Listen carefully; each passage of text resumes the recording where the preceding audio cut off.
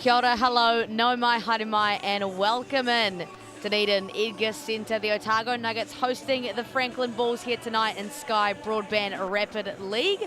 I'm Maya Williamson here alongside Casey Frank for your amped April.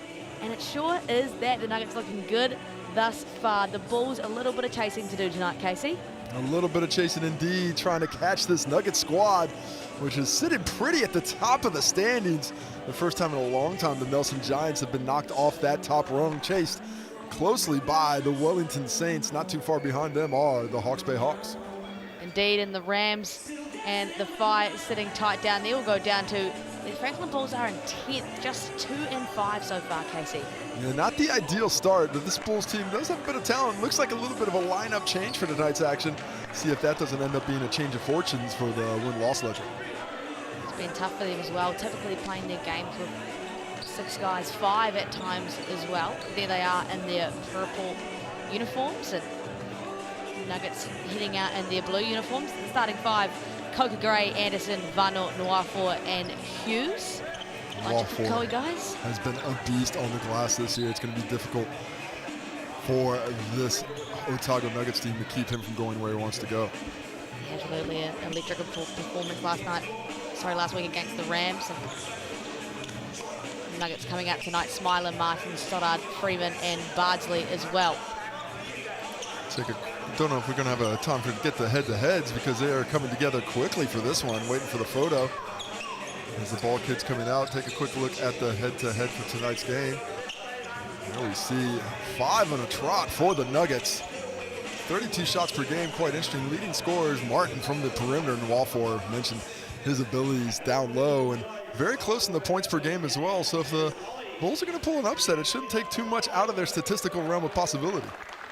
That was a very smart way of saying that, Casey. Good job. It's a really easy way to say that the numbers prove that they're close. Could have just said that, but I wanted to be the smart guy.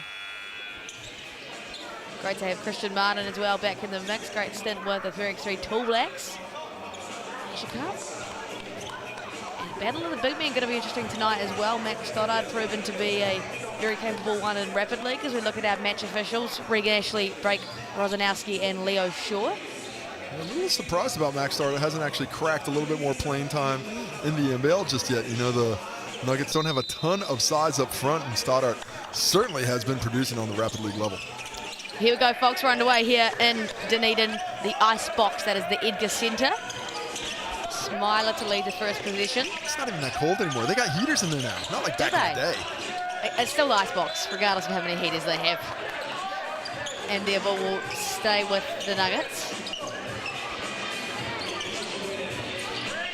6-1. They're first on the table, these Otago boys. Well, I'm looking at this matchup between Freeman and Nwafor because Nwafor tends to get it in with players, and so does Freeman. I feel like there's going to be a little bit of niggle there. Bardsley, gets the offensive rebound and the ad one. Matt Bardsley, nice athletic move. Just a sneaky athlete, so bouncy, and that second jump was what got him the opportunity for that finish. Takes the hoop, takes the harm, and a chance for 3 at the Chemist Warehouse.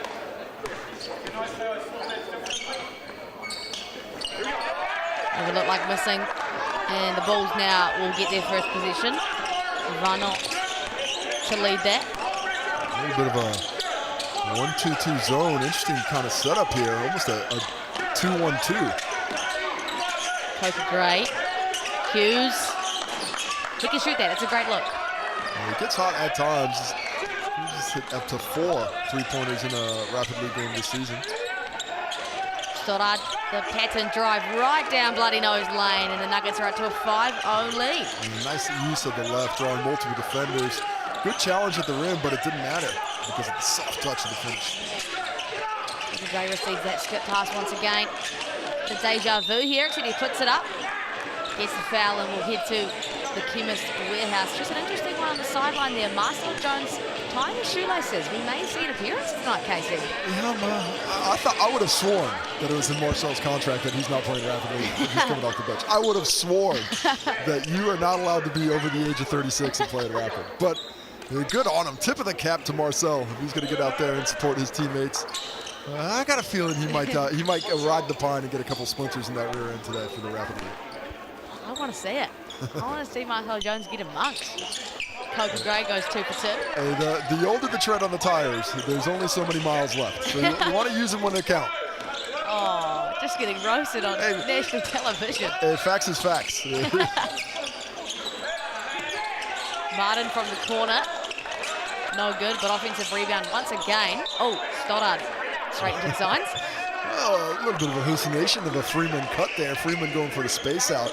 Stoddard thought he knew what was going to happen and anticipated that. Cut to the basket. That did not eventuate. Quite on the same wavelength just yet. Coach Gray, that skip pass. Managing to make it even position. Really interesting zone that the Nuggets are working. Look how much they have to rotate out of it. And really daring this Bulls team to take those three-point shots.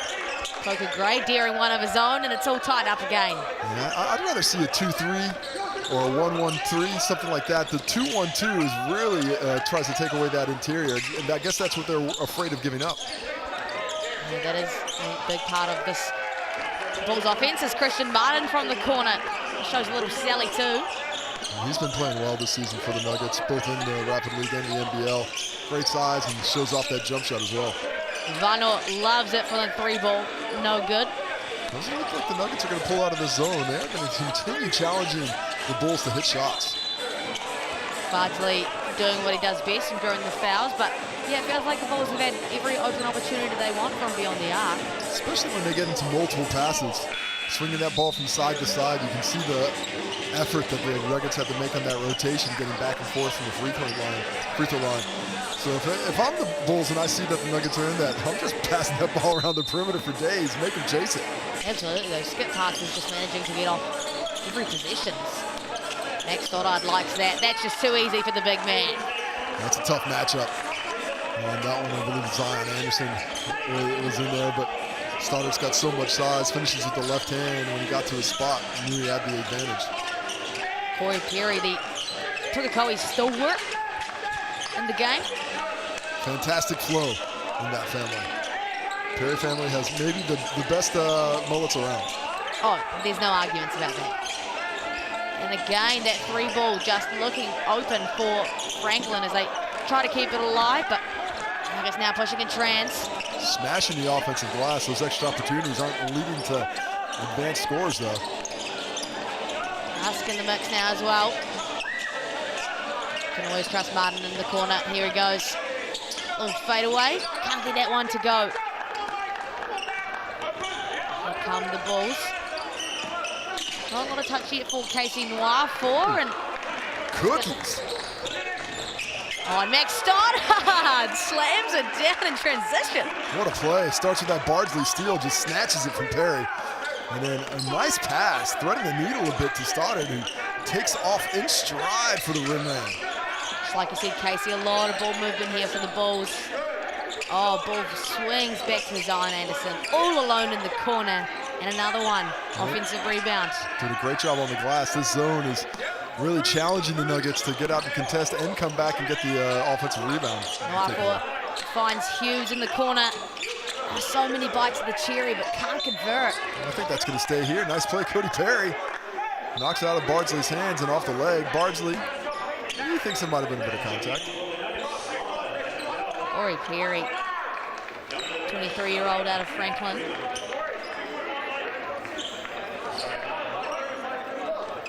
Two seconds on the clock here. Bulls would love a score going into the quarter break. Casey Noir for his first taste of action, really, but leaves it too late. I don't know why he's going for the up fake there. He's got a bit of a length and athleticism advantage on Freeman. And maybe didn't understand that the shot or that the game clock was down there. Thought he had a bit more time. As it is, the quarter is over. And this is the highlight of the game so far. The swipe, the assist, and the finish. Stoddard playing above the rim as we take a look at the Chemist Warehouse stats after the first quarter. And a tight one everywhere except on the offensive glass where the Franklin Bulls were able to pull quite a few of them. Just 2 offensive rebounds for the Nuggets. Well, apparently just 3 for the Bulls. I thought there were a few more in there. But just 1 for 8 from the field for the Franklin Bulls, 5 for 8 from the field for the Nuggets, and that's why they have that lead. You you could say the Bulls are going hungry from the three-point line. Just 1 for 8 right now, so they might need 20% off any large pizza. Scan that QR code or use the online code SALDISH25 valid till next Wednesday. Looks pretty appetizing to me, Casey. Oh, what are you thinking? When you can get any large pizza for 25%, I'm a big fan of going for the most expensive so I get the biggest discount. So buffalo chicken it is. Oh, okay. Casey's feeling bougie. Might also want to get amongst the Sky Broadband FIBA starter pack from $50 a month for the first 12 months. Head to the website or call 09525 5555. And he is on the Sal's Pizza website right now too. He's feeling that hungry, I'm just seeing what's on the way home to see if I can do it. Can't let people behind the curtain here, Maya. What are you doing? You're giving up my secrets.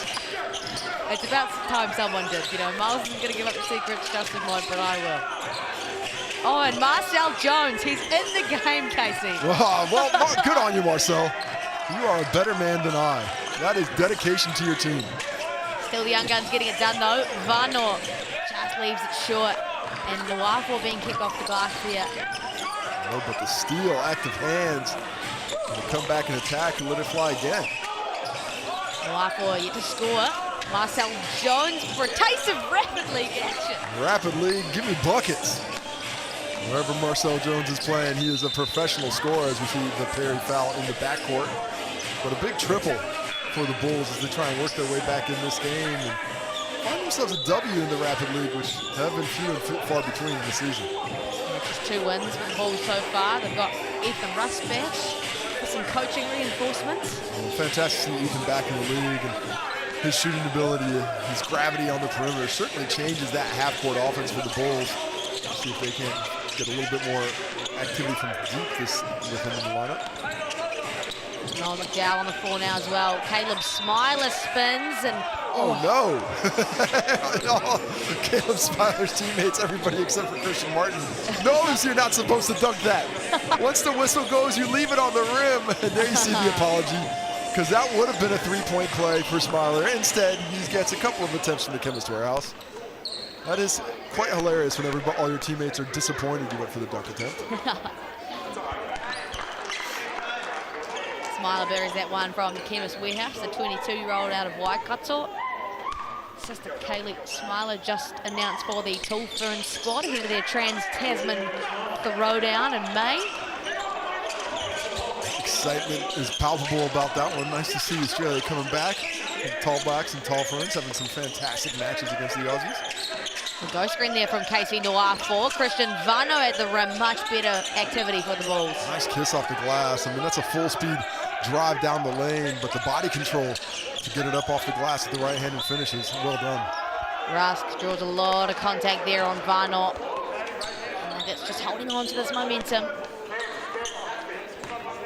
Sal's NBL merch live now, Casey. Yeah, if you like these City Edition unis, you got to get a little lavender in your life with the Bulls. Use that QR code right there. It'll send you to the team merch shop, or you can go to Sterling Sports, search NZNBL. We've got our own little button to click. Oh, sorry about it. It's fantastic. We've arrived. We've really arrived. We like that now. What's your favorite Rapid League uni, Mark? I actually really like this lavender that the Bulls are rocking. I like the pinstripe from the Rams, of course. I was always going to say that, wasn't I? Yeah, there's no chance you're not picking the Rams in your top 3.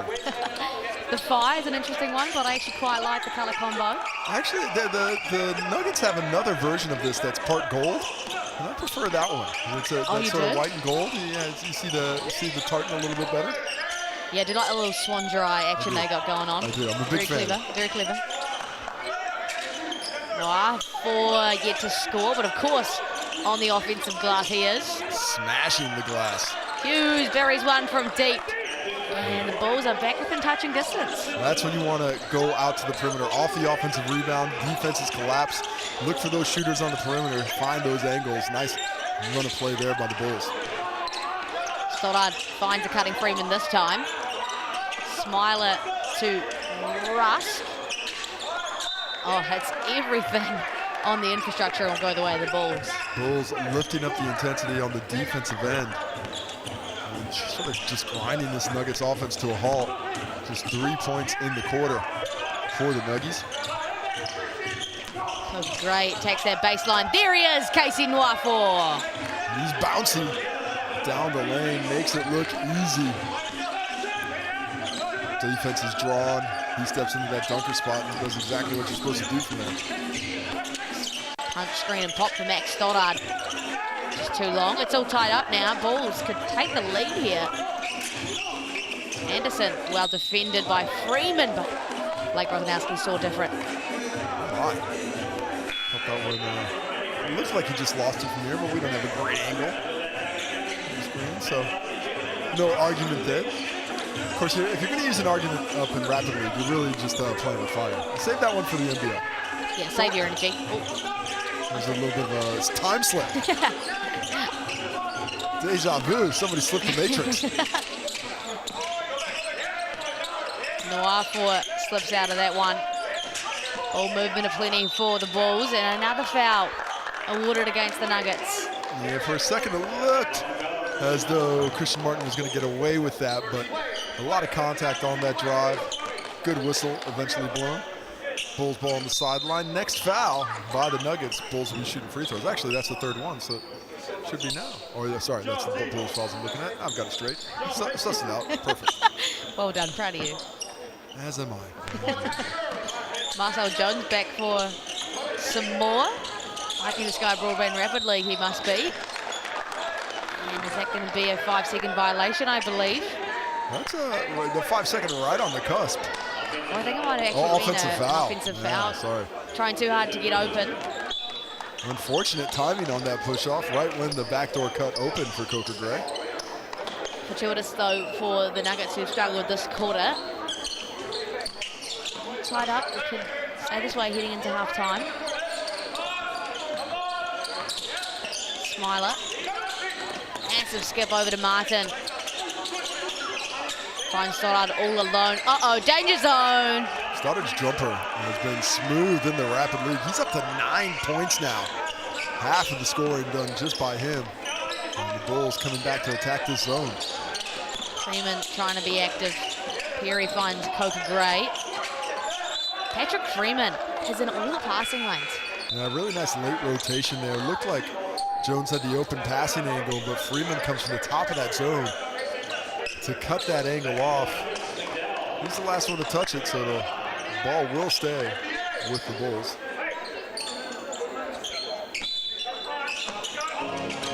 "30 seconds until we reach halftime." Hughes. Another spacing malfunction here for the Bulls. And Max Stoddard read that one like a book. Here come the Nuggets in trance. Bardsley somehow gets away with that one. The Bulls recover well.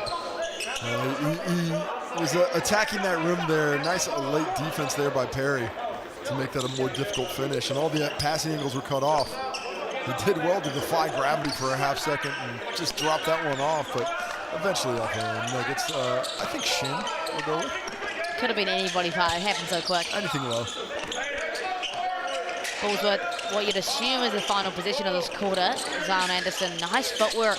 Stops on a dime and gets the roll. A much needed bucket. I think we're going to have about 1 second left on the shot clock. Stoddard does a nice job of calling that player timeout the second the ball comes through the net. We'll see what they reset the clock to. Nice drive, though. Coming down, going for the spin. Zion Anderson gets that finish. His first bucket of the game.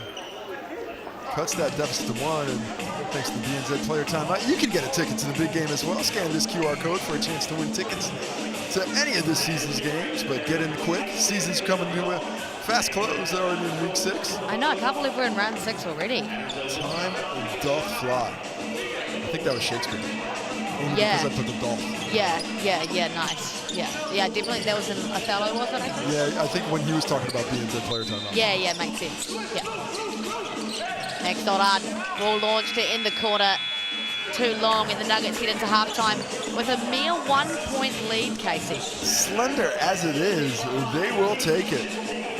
Didn't have the biggest scoring second quarter, just 6 points after 12 in the opener. But able to take that win because it came at exactly the right time. Taking a look at the halftime stats. There we see the leading scorers. Matt Stoddard doing business inside and out. 9 points. Coker Gray, a quiet 5. Most of that damage in the first quarter. A plethora of scores for both teams. Onto the rebounds, where it's an overall 8-7 advantage. Would have thought that a few more offensive rebounds went the Bulls' way, but there you see the leading ones, Bardsley and Nwafor, 4 apiece.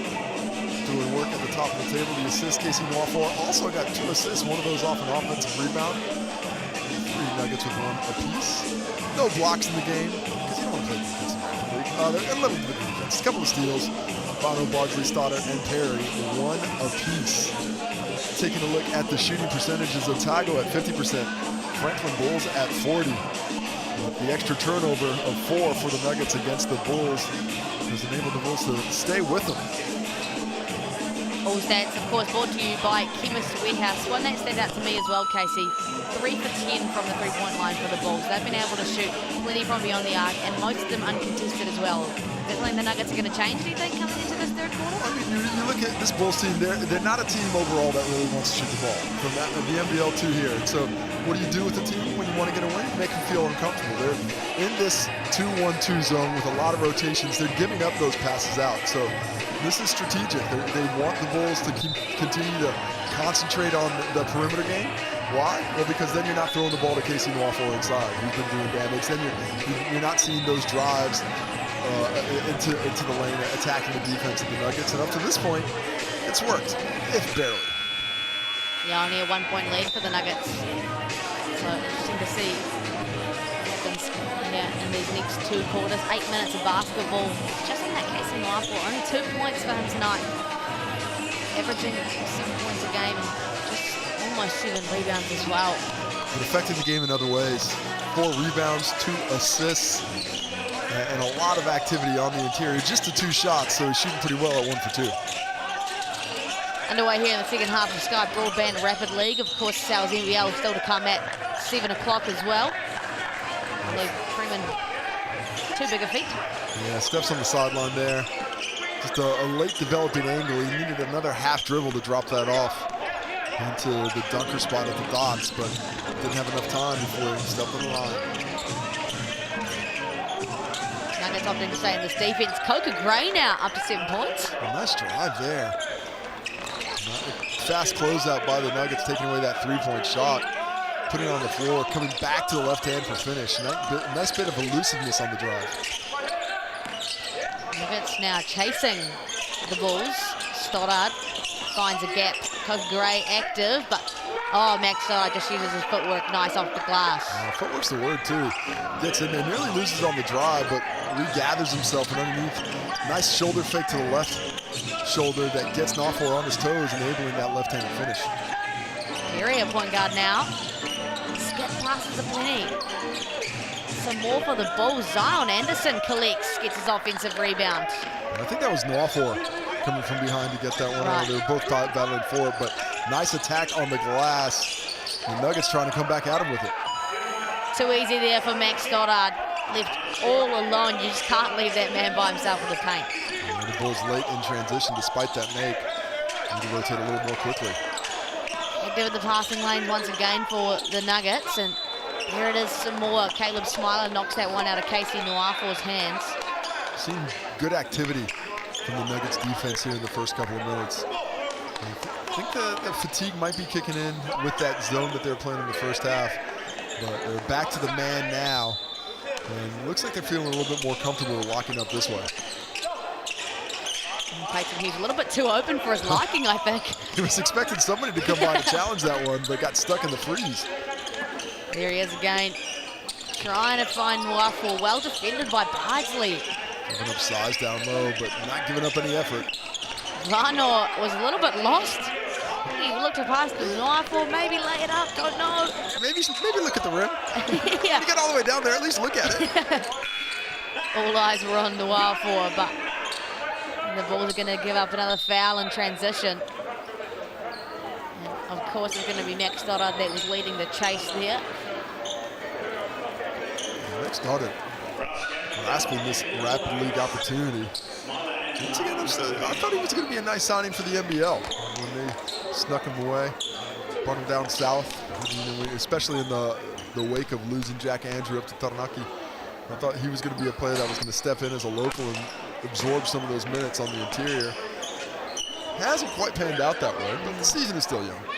Yeah, you do feel week to week he's proving himself in Rapid League, up to 14 points with that mate. The 22-year-old out of Otago. Had a season high 17 in his opener in the Rapid League. Vanot finds Anderson, who will take it on Max Stoddard, who we just spoke about, and just wraps him up in a bear hug. Pretty sure that's a clear one for our Batacan officials. Yeah, the question's going to be if this is going to be unsportsmanlike, because when you wrap him up like that, especially around the head. Looks like there will be no discussion from our officials. And here it is, just a common foul. Oh, that is, there you go, unsportsmanlike. So it's going to be 2 free throws and the basketball. Now that's unsportsmanlike because Stoddard came down and grabbed the head. He really had no other choice but to do that. So I guess he would have been better off just elbowing him in the dome and, drawing some blood. I don't know if we want to encourage that. What? I don't know. That's what you would have done. If this is the choice that you're giving players, that if you come down and take care of them, or if you just take them out, you're okay. But once you grab around the head, and it's pretty much all she wrote, even if it is accidental because you're out of position. Stoddard doing the Southlandish thing by being the nice guy in that situation. You're pumping up the South Island too much here, man. I mean, it's in Otago. I'm not even from there. It's all connected. Just the nice guy. It's all on the same island. That's not how it works. What are you talking about? It's exactly. Do you not know how islands work? That's not how association works. This guy will do anything but support anything in the South Island day. And now ball on the sideline, all tied up after those free throws. Unsportsmanlike foul. So possession stays with the Bulls afterwards. A great momentum swing here for the Bulls. Pulled themselves out of a hole in that first half. Well, I'm truly in it. Vanot attacks on Rusk. Hangs in the air, no good. Now here come the Nuggets. Max Stoddard, the hot hand. And bullies his way through the lane. They just can't stop him without fouling him. They've been struggling against his unique blend of size and speed. Balfour certainly comes off the worst for wear on this one. He might be heading to the bench soon. Took a shot in the nose, possibly. And he's dealing with a lot of physicality tonight, right, as well. He's getting fronted on every catch, doubled on every catch. He's putting up with a lot. It looks like Balfour is going to stay in the ball game.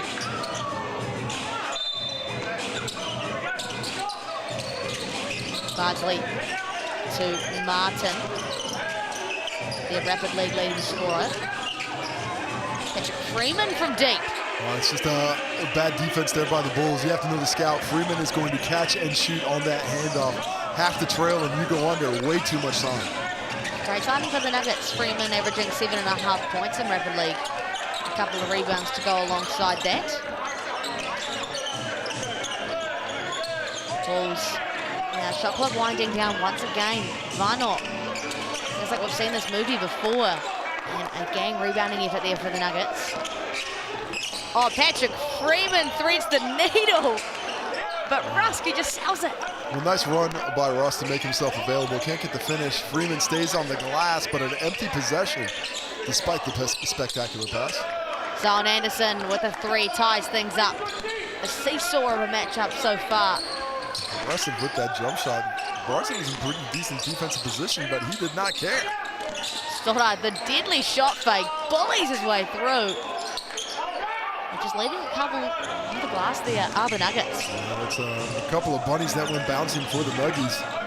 Should have a 2 to 4 point lead. Instead, it's the Bulls' opportunity to take the lead heading into the final term. Why not? Downhill, finds Noir 4, and that's a perfect way to end the quarter for the Bulls. Yeah, and time runs out as Noir sets himself up in the dunker spot once again. Receives the ball, finishes through contact to get the bucket. 6 points for him. And the Bulls have a 2-point lead heading into the final term. Taking a quick look at the Chemist Warehouse stats. Max Stoddard now your leading scorer with 14 points. Harry Coker Gray leading scorer for the Bulls at 7.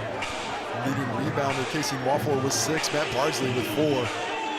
3 assists for Bardsley and 2 for Nwafor. It's all about that Nwafor finish. That's why the Bulls have the lead despite just shooting 36% on the day. Still 3 for 10 from 3, so they didn't even attempt a single one in that quarter. Way more interior focus than attempted by one maybe. Of course, all stats brought to you by Chemist Warehouse. Crowd starting to build here in the Edgar Centre as well. And a reminder, of course, you can watch the Sal's NBL game here later on Sky Sport. Exactly 30 minutes from now, that one tips off. 30 minutes from now, you are right for YouTube if you're international. Glad to have you with us from wherever you may be. Blind of a matchup too. A couple injuries for the Bulls. We'll see a close matchup, I think, tonight, Casey. Yeah, looks like it could be. The Bulls have been playing some great basketball, high level of physicality, but it's going to be interesting against the Nuggets team who just seems to stick around with everybody. Vinyl will start the quarter. Hughes, little runner. These rims aren't friendly. Oh, Martin. Not kept alive by Russ, despite trying very hard. And it's always unfortunate when you see some movement out of the corner of your eye for the no-look pass and it turns out to be a ref. I mean, he is in black and white stripes. That's a pretty telling sign. Unable to create anything out of that stop. Now the Bulls a chance to build in the lead. Vinyl finds Nwafor. Coca Gray been sold tonight. All swinging for the Bulls. Simon Anderson, so balanced as always, rises up and buries it. That's a skilled shot there. Really good defense played by Bardsley, but better offense. Patience shown by the Bulls that time as they build a 4-point lead. Freeman can't find Bardsley. Strong defense by the Bulls, really extending that pressure. And the Nuggets are being affected by it. Martin stops on a dime. Stoddard there, of course, to collect. Just off the back rim. And Hazy missed that one. It was a good look, couldn't get it. And Bardsley called for the foul. In transition as Coker Gray drives to the cup aggressively. Team merch, of course, available now. You can scan that QR code or head to the Sterling Sports website. Look at these City Edition uniforms, then get amongst. Coker Gray at the Chemist Warehouse stripes. 19-year-old out of Auckland buries that first one. Second year with the Franklin Bulls. A bit more opportunity this second time around. And was the Development Player of the Year last year as well, so big steps for Harry Coker Gray. Is that an internal Development Player of the Year award that they give out? Yeah. Well, they do have like a cast of like 2,000 development. Yeah, you're right, you're right. They are all about development though, Franklin. And it's good to see an emphasis being put on that. I think they got a bench that's longer than the players' bench that sits for all the wider squad. That's what you like to see. That's what you like to see. And it's working for them too. They are up by 6 with 2 minutes to go tonight. Vinyl, Coker Gray, Hughes finds a lane and slides all the way out of court. A good strong drive. That tight closeout. Just a little bit too tight by Freeman, opening up that driving lane. And the Nuggets on the whole this evening have struggled to take away that straight line penetration. And when the Bulls are determined to get to the cup, they've been able to do so with a quick deke and right into the teeth of the defense.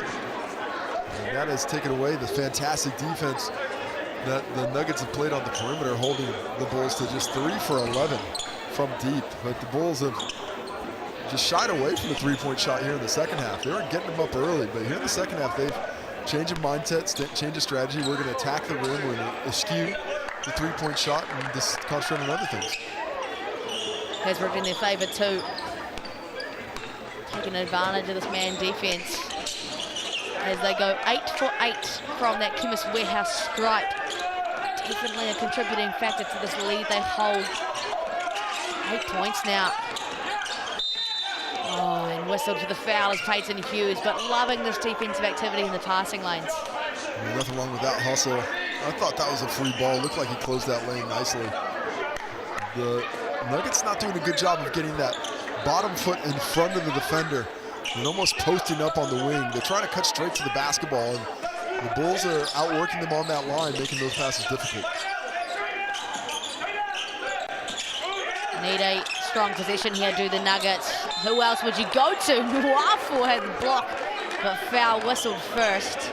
Zion Anderson down low with the activity. Stoddard has been a workhorse down low, but it's been a 6-0 run to start the fourth quarter for the Bulls. Nice pass here.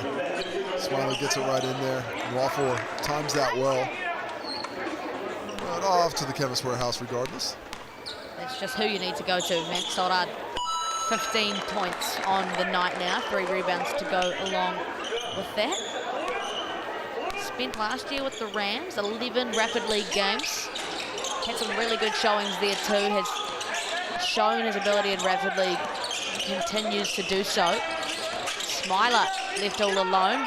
Nice little runner for Smiler. Strong drive, sheds the physical defense up about the free throw line and then gathers his steps. Really nicely changes speeds to get that finish. Cuts the lead to 5. Nuggets need to stop. Aggressive screen defense there for the Nuggets. You see, trying to stop here, Casey. Hughes all alone. Can't bury it. The Nuggets still with a chance. Let's see them try and score in transition before the defense sets. Freeman, you can't lay that up over Nwafo. He's too long. Good challenge. Challenge a shot blocker, but you don't want to extend away from a shot blocker. When you attack a shot blocker, you have to go right in the body. You have to hit him in the chest to take away that ability to challenge the shot. If you don't make contact first as a scorer, he's going to have the advantage if he's still got that ability to get up there vertically. And Nwafo will. 3 blocks against the Rams last week. Coach Gray now. They'll slow things up. Use as much of the clock as they can. And yet another foul whistle for the Nuggets. Just struggling to contain one-on-one, like you said, Casey. Nice left-hand drive there by Coker Gray, and Martin, I think, got caught a little bit flat-footed. And gets him on the hip. And not going to be free throws yet, but reset of the shot clock back to 14. Well, it is free throws. That is the 3rd personal foul, sorry. So we are shooting for the last minute 10. And a chance for the Bulls to stretch out this 5-point lead.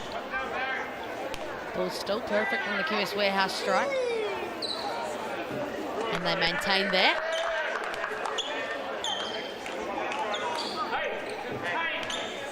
Just joined us, remember, 7 p.m. tip-off, Sal's NBL action between these 2 teams here on Sky Sport. Coker Gray buries them both. And it's going to have to push now. You can look for a 3-point shot as well. Smiler finds Martin in the corner. Who else? There he is, getting his own offensive rebound, but just can't put the ball through the bottom of the net. If he would have looked to the weak side, Freeman was wide open on the wing if he could have kicked it out. Attacks the rim through the teeth of the defense and can't get through that physicality. The Bulls now just need to hold on to grab this W and stay atop the leaderboard of the Sky Broadband Rapid League. It's just the one loss to the Phi in Sky Broadband Rapid League. Felt like many moons ago that came. They've won 5 on the bounce. Might be delivered. Their first loss in a while. Coker Gray misses the first free throw of the night for the Bulls. What a win this would be for the Bulls. Sitting on 2 wins in the Rapid League. They've been struggling to find their form at this level. And it's not quite over yet. Missing of the free throws there leaves this door slightly open. If I'm the Nuggets, I might use my player timeout here. Change the clock, not use any time getting the ball up, try and run something quickly, try and score in the first 5 or 6 seconds, give myself a chance to win this game. I think this is about time, this conversation here. Just going to reset the clock a little bit. Well, it's definitely doable, isn't it, Casey, right? This is not an insurmountable deficit for the Nuggets, but they will have to act quick and act right. Some corridor between our Barter card officials, Blake Rosanowski and Regan Ashley there.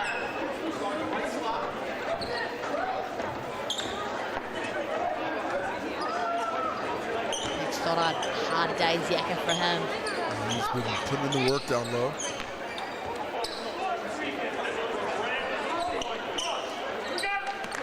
And that time is corrected. There'll be 40 seconds left on the clock. Barnsley will not opt for this BNZ player timeout. Instead, the Nuggets will push. Barnsley. Oh, that's not what you want if you're the Nuggets. You feel like that might be the icing on the cake.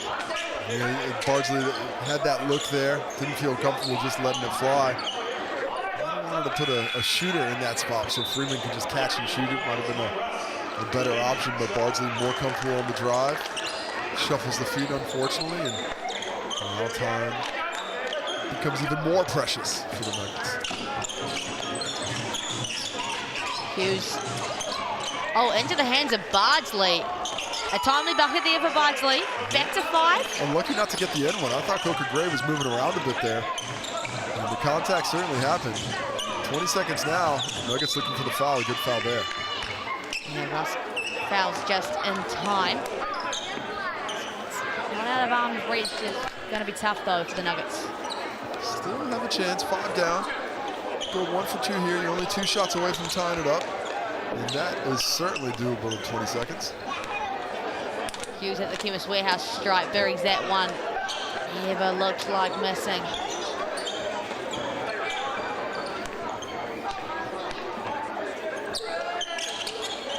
Off the back rim, here come the Nuggets.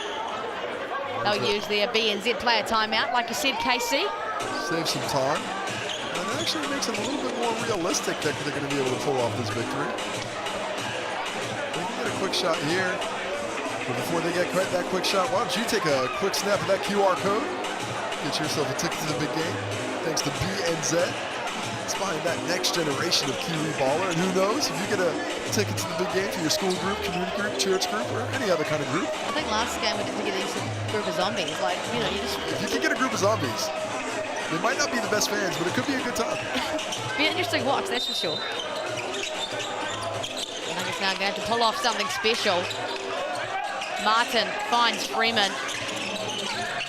To Martin, he launches. Oh, it's good! Oh, I thought there was some contact there as well. Knopf or Lucky. And the Bulls will take a player timeout to advance the ball and take away this pressure.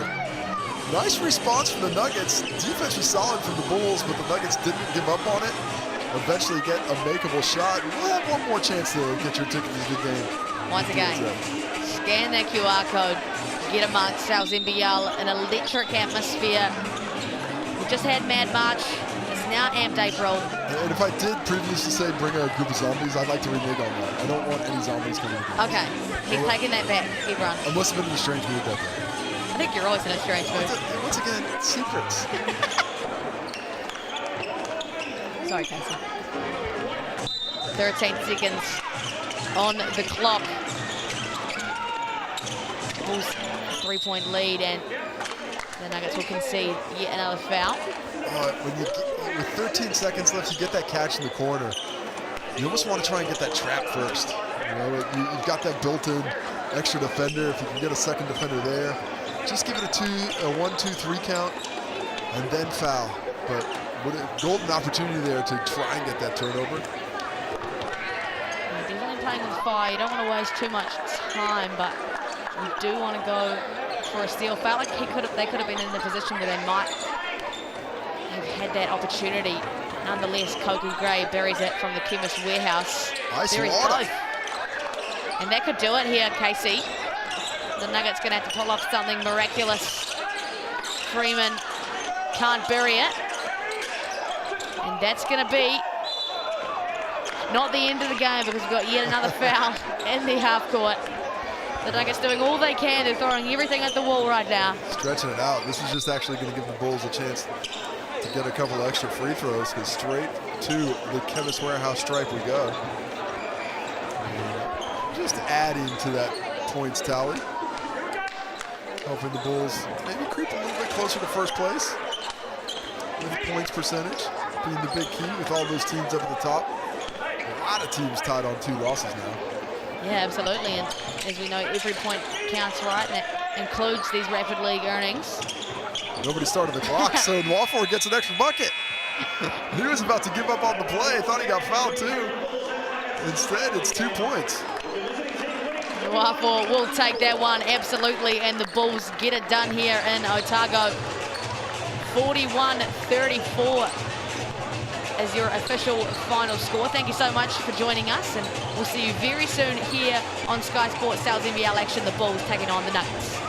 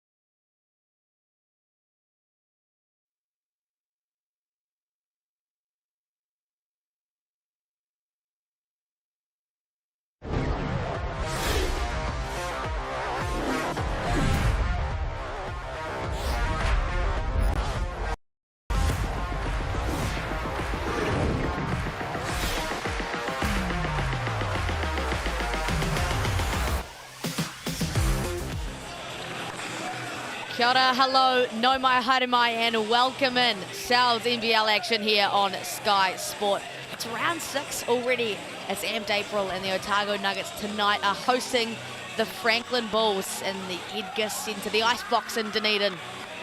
Maya Williamson here, joined by Casey Frank. Thank you for joining us from wherever that may be around the globe.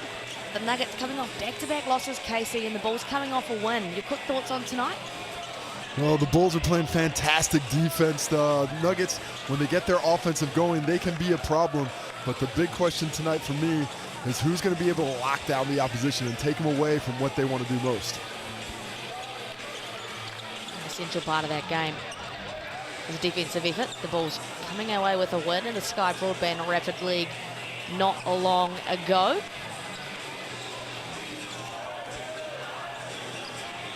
Been a great round of Sal's NBL so far. We'll take a look at the standings. The State sitting pretty on top. There you see the Franklin Bulls tied with the Rams in the fight, just losing out in that points percentage.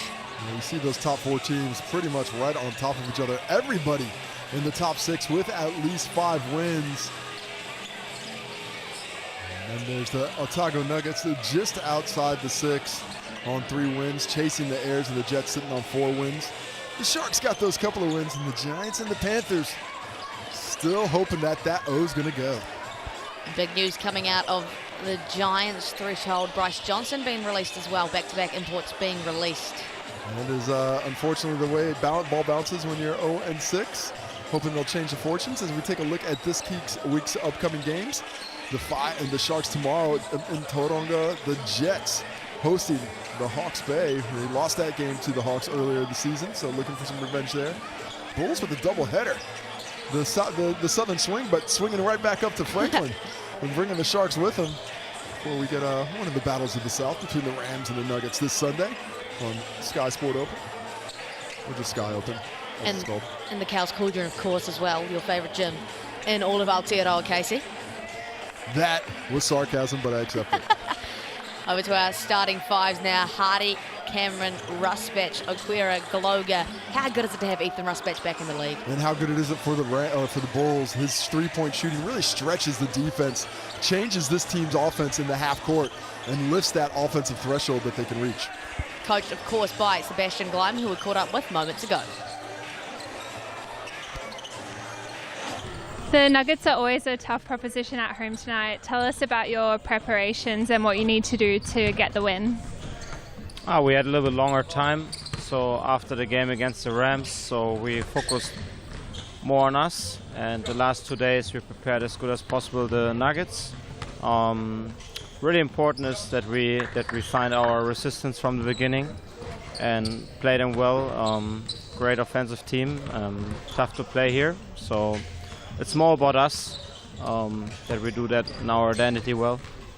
And no Flynn Cameron tonight. Can you tell us a bit about his injury and when he's expected to be back on the team? Yeah, we have to look at it right now. So day by day, just happened right end of the practice. So regards to Flynn, hope he's better very soon. We will miss him. Very talented player, great kid. So, and we live our principles, next man up. So the next players have to step up. We have to carry his responsibilities on the other shoulders. Awesome, thank you, best of luck. I mean, that is a masterclass in not answering a question. Like a politician. Over to the Otago Nuggets now. Knox, Carey Jr., Perez, Sabri, and Jansen. Finally, a solid triage of imports that are here to stay for the Nuggets. Yeah, Perez has been fantastic, and Sabri, I think he's picked things up where Todd Withers left off. Was going to be difficult to replace him, but I think they found a pretty solid one on both ends of the ball. Coach Mike Kelly is at their helm. We talked to him moments ago as well. A crunch game tonight against the Inform Bulls. What do you need to execute well to get the win? Defense. We've got to play a little defense. Starts in the transition, trying to keep these guys in front of us. And they're big and strong in the half court as well and quick, so we just need to keep the ball in front of us and box out.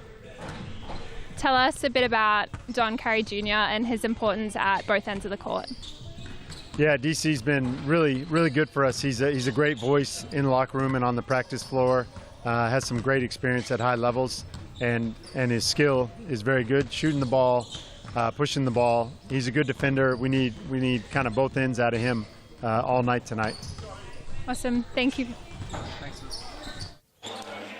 Here he is, that man, the importance of Don Carey Jr., averaging 26 points for the Nuggets, 35 minutes a game, shooting at 46% from the field, third in the league in scoring, Casey. His impact has just been insurmountable. 46 from the field, but 42% from three, and that's on 60 attempts. So high volume shooter, and he's able to do it on more than just a catch and shoot. He's able to do it with the ball in hand. If he gets hot from three, it really opens up some space, especially for Perez on the interior. Those two players right there, Perez next to Don Carey Jr., that's the hub of this Otago Nuggets offense. It's going to work between those two players. If the Bulls are able to slow those two down, it's going to be a long night for Otago. As we take a look at the Chemist Warehouse stats, the Otago Nuggets have lost 2 on the trot after getting to 3-2, now 3-4 on the season. The Bulls there are back and forth, losing in the last 4 games. Those are the only 2 losses on the year, though, and briefly had a taste of the top rung of the ladder after defeating the Rams last week on their home court. Yeah, that was a great win for them. A lot of momentum from that one coming into tonight, defeating the back-to-back champions. And, of course, that top scorer battle, that's going to be one to watch tonight, Casey. Tay Hardy has the ability to get it going. But for me, it's all about the defense for the Bulls. If they play up to their level of preferred defense, and I think in particular, don't send this Nuggets team to the free throw line. If they're able to have Till Gloger and David Okoye up front, defend without fouling in the low post, not send that Nuggets team to the line, it's going to be bode very well for this Bull squad. Indeed, that presence of the big men going to be an essential one tonight. And interestingly, Sebastian Gleim touched on it, but we better talk about it. Flynn Cameron out tonight, and Ruben Tarangi coming to the end of his term, as we see our match officials, Marty Davison, Regan Ashley, and Blake Rosanowski. It was so good for the Bulls to have Flynn Cameron back momentarily, but they've lost him again, and no Ruben Tarangi. What do you think that does for this Bulls offense now and how they're shaping up? Well, it changes opportunity for someone else. It's pretty lucky for the Bulls in that they have a lot of perimeter players. You know, Ethan Rusbatch has come back into the fold. Tobias Cameron has lifted his play offensively. Such a fantastic defender, but I think someone you can depend on a little bit more. And then when it comes to players like a Marcel Jones, a guy who can slide up to the 4, maybe slide down to the 3 because of his shooting ability. So they've got a couple of weapons that can replace those guys, in particular because they haven't really got used to having Flynn Cameron in the lineup yet. They haven't become increasingly dependent on him. Ruben Tarangi, they always knew he was a temporary contract. Interestingly enough, though, he hasn't been pulled off their roster. So he's still on their roster. He hasn't been deregistered. So even though he hasn't played the 6 games required for postseason activity, I've got a feeling that the Bulls are trying to save space in there just in case they need to bring him back. Well, you definitely want to, right? This is a Bulls team that has a very good shot at making the playoffs. And you would love to have the piece of Ruben Tarangi in your mix when you're at that point. Yeah, he's certainly a winner. Did fantastic things for the Tuatara last year as they chased that elusive title. But if you've got the ability to bring a guy like that in, you certainly would want to. The Nuggets, they don't have those luxuries, but they've got a unit that has been building. You know, started off the season, didn't play very well, but you see as they've worked their way back into shape, they understand that the team they could be. I think the replacement of Todd Withers was always going to be a question mark. Todd Withers, a couple of years ago, All-Star 5 in this league, so good defensively, and has that three-point shot. I think they found a player, maybe not the same size in Sabri, but a player who can hit that knockdown, that jump shot from outside, and is a solid defender as well. So did a very nice job of recruiting to find somebody who could be at least a facsimile of what Withers was supplying. Absolutely. Well, it does bring great length, does Sabri. 6'7" still, not quite Todd Withers, but like you said, he can still shoot it well from beyond the arc, and he's made a good impact for these Nuggets the last few games he's been playing. When you look at what this Nuggets team does offensively, they're the #1 team in the league in three-point shooting percentage. 38%. Nobody is shooting the ball better than them, and they're 4th in three-point rate. So that means they're taking a lot of threes, and if they start getting going from 3, the Bulls are going to have to keep up offensively. Now, for a lot of the season, the Bulls have not been shooting the ball great. The Bulls are 11th in three-point rate, Just over a third of their shots come from downtown, and their three-point percentage is 9th, shooting just 32%. So they don't really like the three. They're more at the rim. They get to that mid-range a little bit. But if the Nuggets can control the painted area and find a little bit of heat from deep, they can be right in this ball game and might pull off the upset on their home court. Definitely will be an upset if it is completed for the Nuggets. Would be great to do it in front of their home crowd, like you said, Casey. That crowd you see in the background building up. The atmosphere starting to rise here in the Edgar Centre. Plenty to look forward to here on Sky Sport. Both teams heading out now. The sportsmanlike behaviour will surely end soon. Oh, it's always sportsmanlike. What are you talking about? And of course, the night and day ball boy ripping the backpack, brings the ball out, gives Marty Davison some sugar. Let's see if he gets handshakes for both. Oh, look at that, the sugar in the tongue. Give him. Still doesn't beat the iconic swerved high five from the Nelson Giants ball girl. Oh, that was one of the young Fitchett's, one of Mike Fitchett's daughters. Oh, makes sense. So she was locked right in there. She's been well trained by Dad. Something tells me that's the only time she's ever listened to Mom. Or Dad. Always listens to Mom. That's always a good choice. And we're underway here in Edgar Centre. The Bulls with first possession, and it's almost a turnover straight away. Hardy to Rusbach, Gloger. What a piece as he finds Cameron sliding through the lane. Somehow gets that one to go. A great start for the Bulls offensively. Yeah, interesting to see Golger as that passer there. Golger hasn't had the biggest statistical season, but he's very solid, always in the right spot, and helps facilitate things there. Perez. Oh, early three for Perez, just long on that one. Like the confidence. Just shooting 25% in the season. He's certainly a guy who shot the ball well in college. Hasn't found that range as a pro yet. Quitter will grab that offensive rebound. A size advantage up front. Oh, and Hardy buries it from the top. A 5-0 blinding start for the Bulls. Beautiful jump shot to start things off. Things are coming together early for this Franklin Bulls squad. Jansen left alone. Tay Hardy locking off Don Carey Jr. completely. A matchup to watch tonight. Sabri, new to Aotearoa, fires a fadeaway. And there's an empty start for the Nuggets. Well, the size of the Bulls, I think, really causing problems. Can't really get a lot of penetration. And they are working things down into the post. Gloger being guarded by Knox. That's a tough matchup for him. And the Bulls inside out, getting hot from deep. All heat for the Bulls, an 8-0 start. Hasn't even crossed the 2-minute threshold yet. And you want the ball in this man's hands. Don Carey Jr. finds some space. Aquira says no. Look at the speed with which the Bulls are getting moving. Second straight week in a row with a hot start, and it continues. Woo! It's getting hot in the ice box. The ice is melted. Tobias Cameron on the wing in transition, catch and shoot, drops it.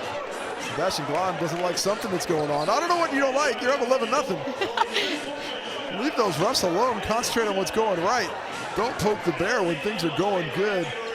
Blinder of a tip-off for the Bulls. Only a couple of minutes in and already a double-digit lead.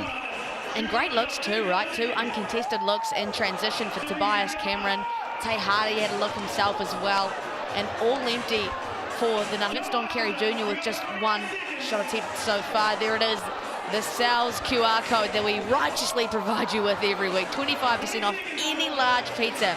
Scan that QR code, use the online code SalsDish25. I think that Sal's tab is still open on your computer there, Casey. Well, it better be. I'm going to go press order the second I get out of here. Buffalo chicken as well, that was your logic? I mean, you go for the most expensive one. If it's 25% off, I want the biggest discount I can get. And this economy. Yeah. You gotta do what you gotta do, right? Yeah, that's how economics work, right? Yeah. It's all a write-off. Crisis. I heard that's like taxes or something. Something like that. Yeah, I don't know, we're just basketballers around here. Well, I'll tell you, nobody's built up an appetite in this game yet. We're only 2 minutes in. Barely a sweat going on, and you're already down 11-0. The pressure up the court. The Bulls did this a week ago as well against the Rams. Really jumped on them early. The Rams were able to work their way back into the game methodically I don't know if the Nuggets have that kind of defense, so they're going to have to pick up the offense. As someone who can generate some offense for you, Jose Perez doing what he does best, bullies his way to the rim and earns a trip to the Chemist Warehouse stripe. 73 free throw attempts on the year for Jose Perez. He just really has a good understanding of where defenders are, uses those shot fakes to get the defenders up in the air and can find and search that contact. Just excellent at the skill of getting fouled and getting to the Chemist Warehouse stripe, and he gets the Nuggets on the board with one.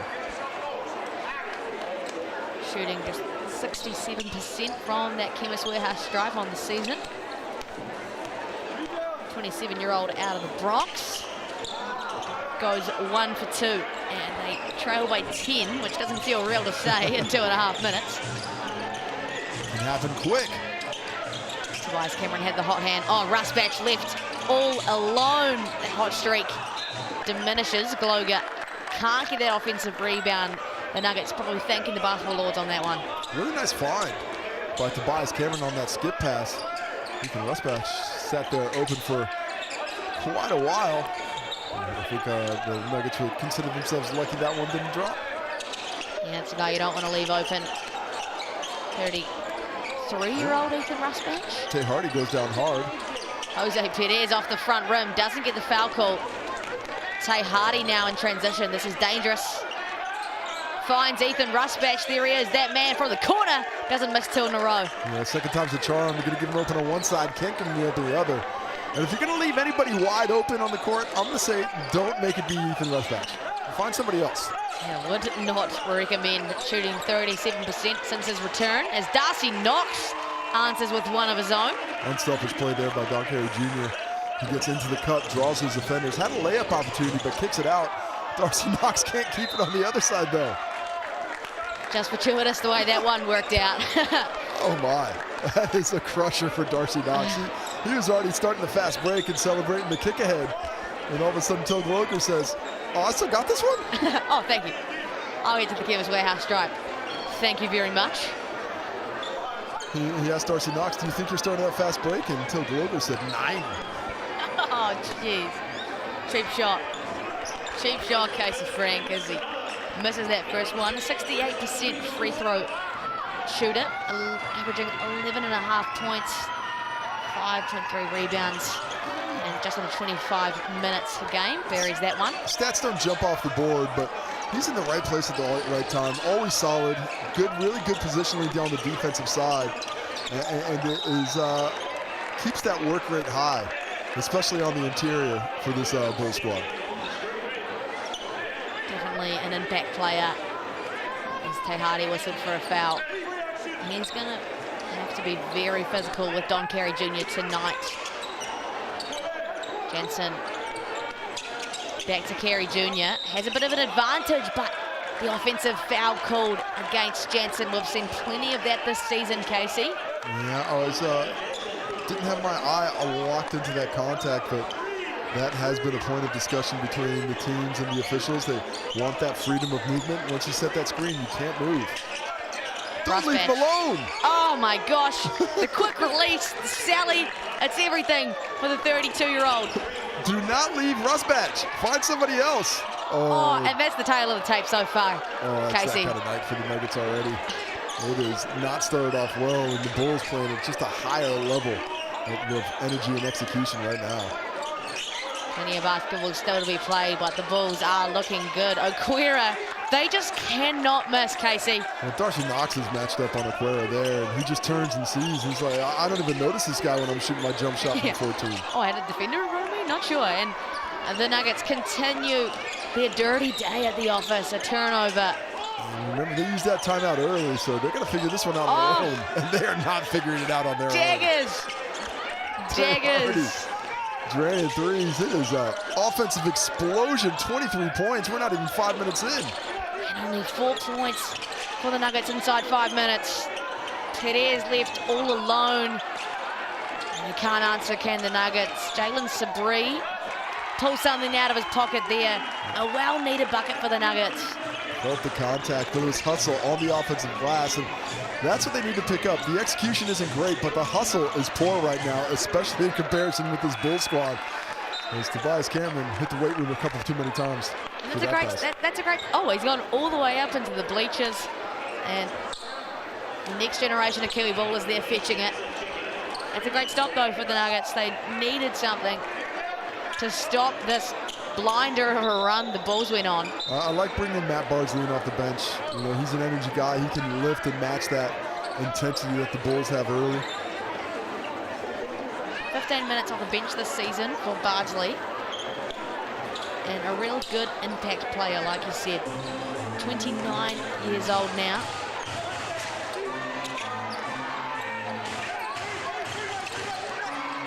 There he is there, leading that point guard. As Patrick Freeman also in the ball game. Can't bury it from the corner. Here he goes flying. Jalen Sabri back-to-back layups. And that's the back-to-back offensive rebounds as well. The offense isn't going well. Well, let's tick it over with work rate on the offensive glass. The Nuggets picking up their hard hat and going to work. Score still 23-8. A big deficit. There's a flop and a half there by Bardsley. Too easy there for Marcel Jones. Well, I think what happened, it felt like the shoulder went into Bardsley's face, but that's not going to cause him to go completely down.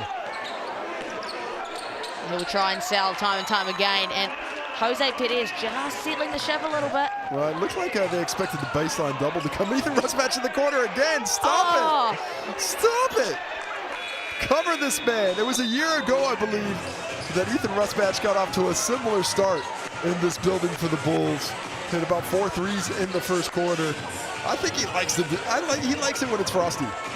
Ethan Rusbatch, he is locked in early in this one. He is from Canterbury, so used to the frost as Ethan Rusbatch. That's his 3rd triple of the night, all from the corner, we must mention. Opposite quarters though. He's hit 1, 2, 3. He's going back and forth and back. What a start. And I don't know what Mike Kelly's saying in this one, but I do know he's saying, hey, do you guys know who Ethan Rusbatch is? He's the guy with the leg tats. Go ahead and guard that guy. Let's stay away him. Let's not leave him wide open in a corner again. Because this is a pretty crazy start to the night. Taking a look at the stats, the Bulls are 7 for 9 from 3. Far out. What a start. I mean, I mentioned the stats coming in. They were in 3-point percentage. They were 9th coming in at 32%. So shooting over 80 to start things off in the first quarter, not bad. You're not going to complain about that too much, are you? Of course, all stats brought to you by Chemist Warehouse. And on the flip side there, Casey, 1 from 4 from the Nuggets from beyond the arc and 4 from 11 overall field goal. It's just a completely different story for both teams right now. Yeah, shooting that percentage for the team that came in, shooting the the best 3-point percentage in the competition. Their shot has abandoned them at the wrong time. And that's what the stats are telling us. Thanks to Chemist Warehouse, the official stats partner of the South NBL. Brought in some reinforcements off the bench too. Smiler and Martin in the ball game now, as well as Freeman and Bardsley off the bench. Smiler and Vinyl, a young matchup here. Max Stoddard as well in. Knox from 3, knocks it down. And Darcy Knox. Just took that one in stride. The defense doesn't come out, and he makes him pay. Tay Hardy throws it up to Casey Nwafo, who is swamped.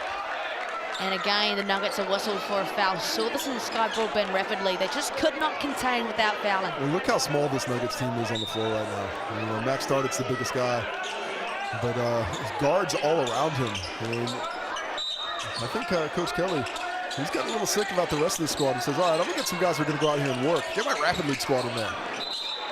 And work they will. Finally forcing Ethan Rusbatch into a miss. This is all the starters out except for Darcy Knox. Everybody else off the bench.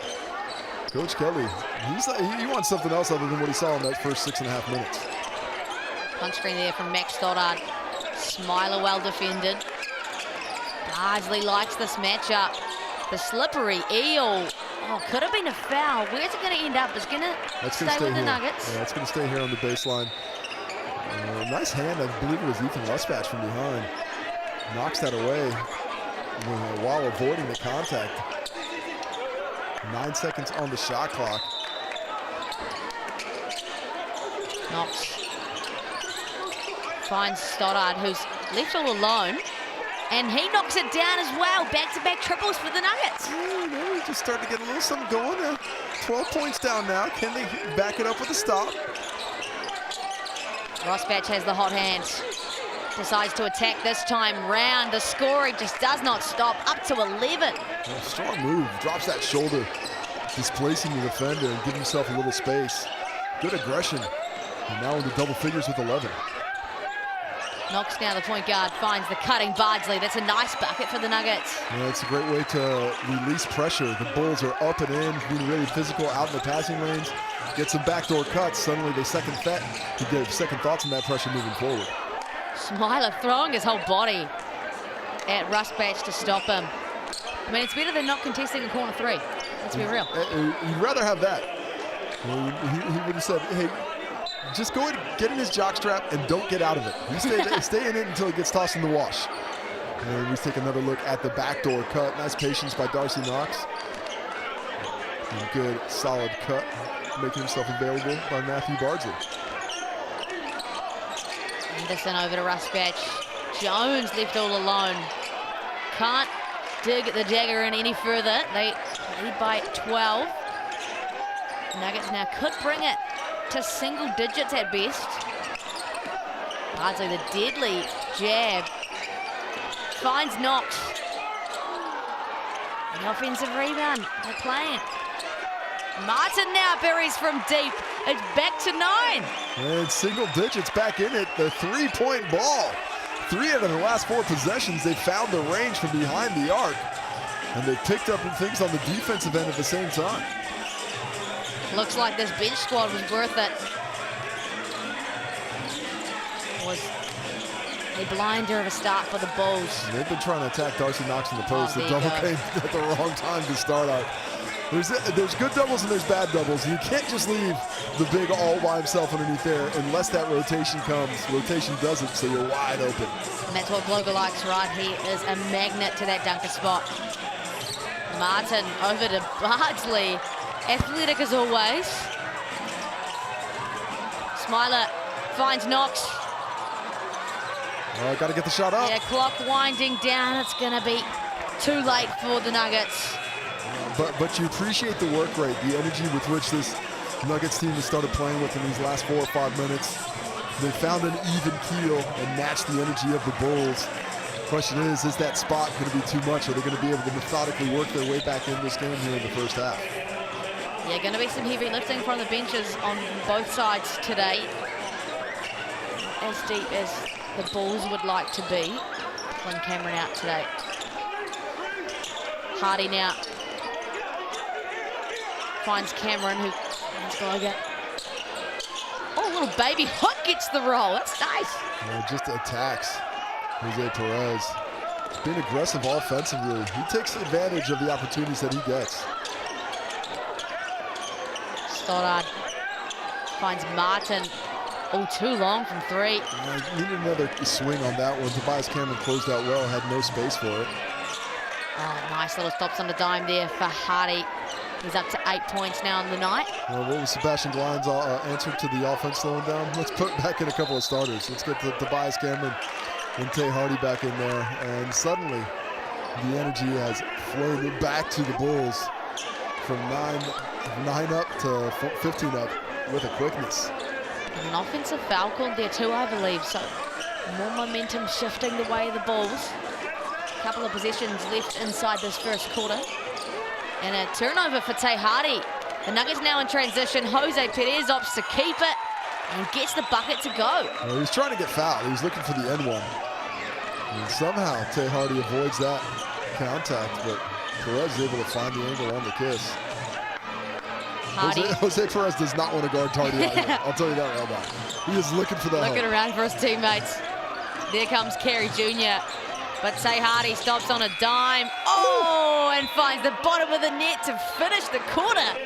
It is pretty, so pretty. Tay Hardy stretching that lead out. Look at this. You got a double team for me? I got something for you. Mid-range Jimmy, net. A lot of contact on that one as well. The Bulls head into the first quarter break, up 38 to 23. Let's go. 3, 2,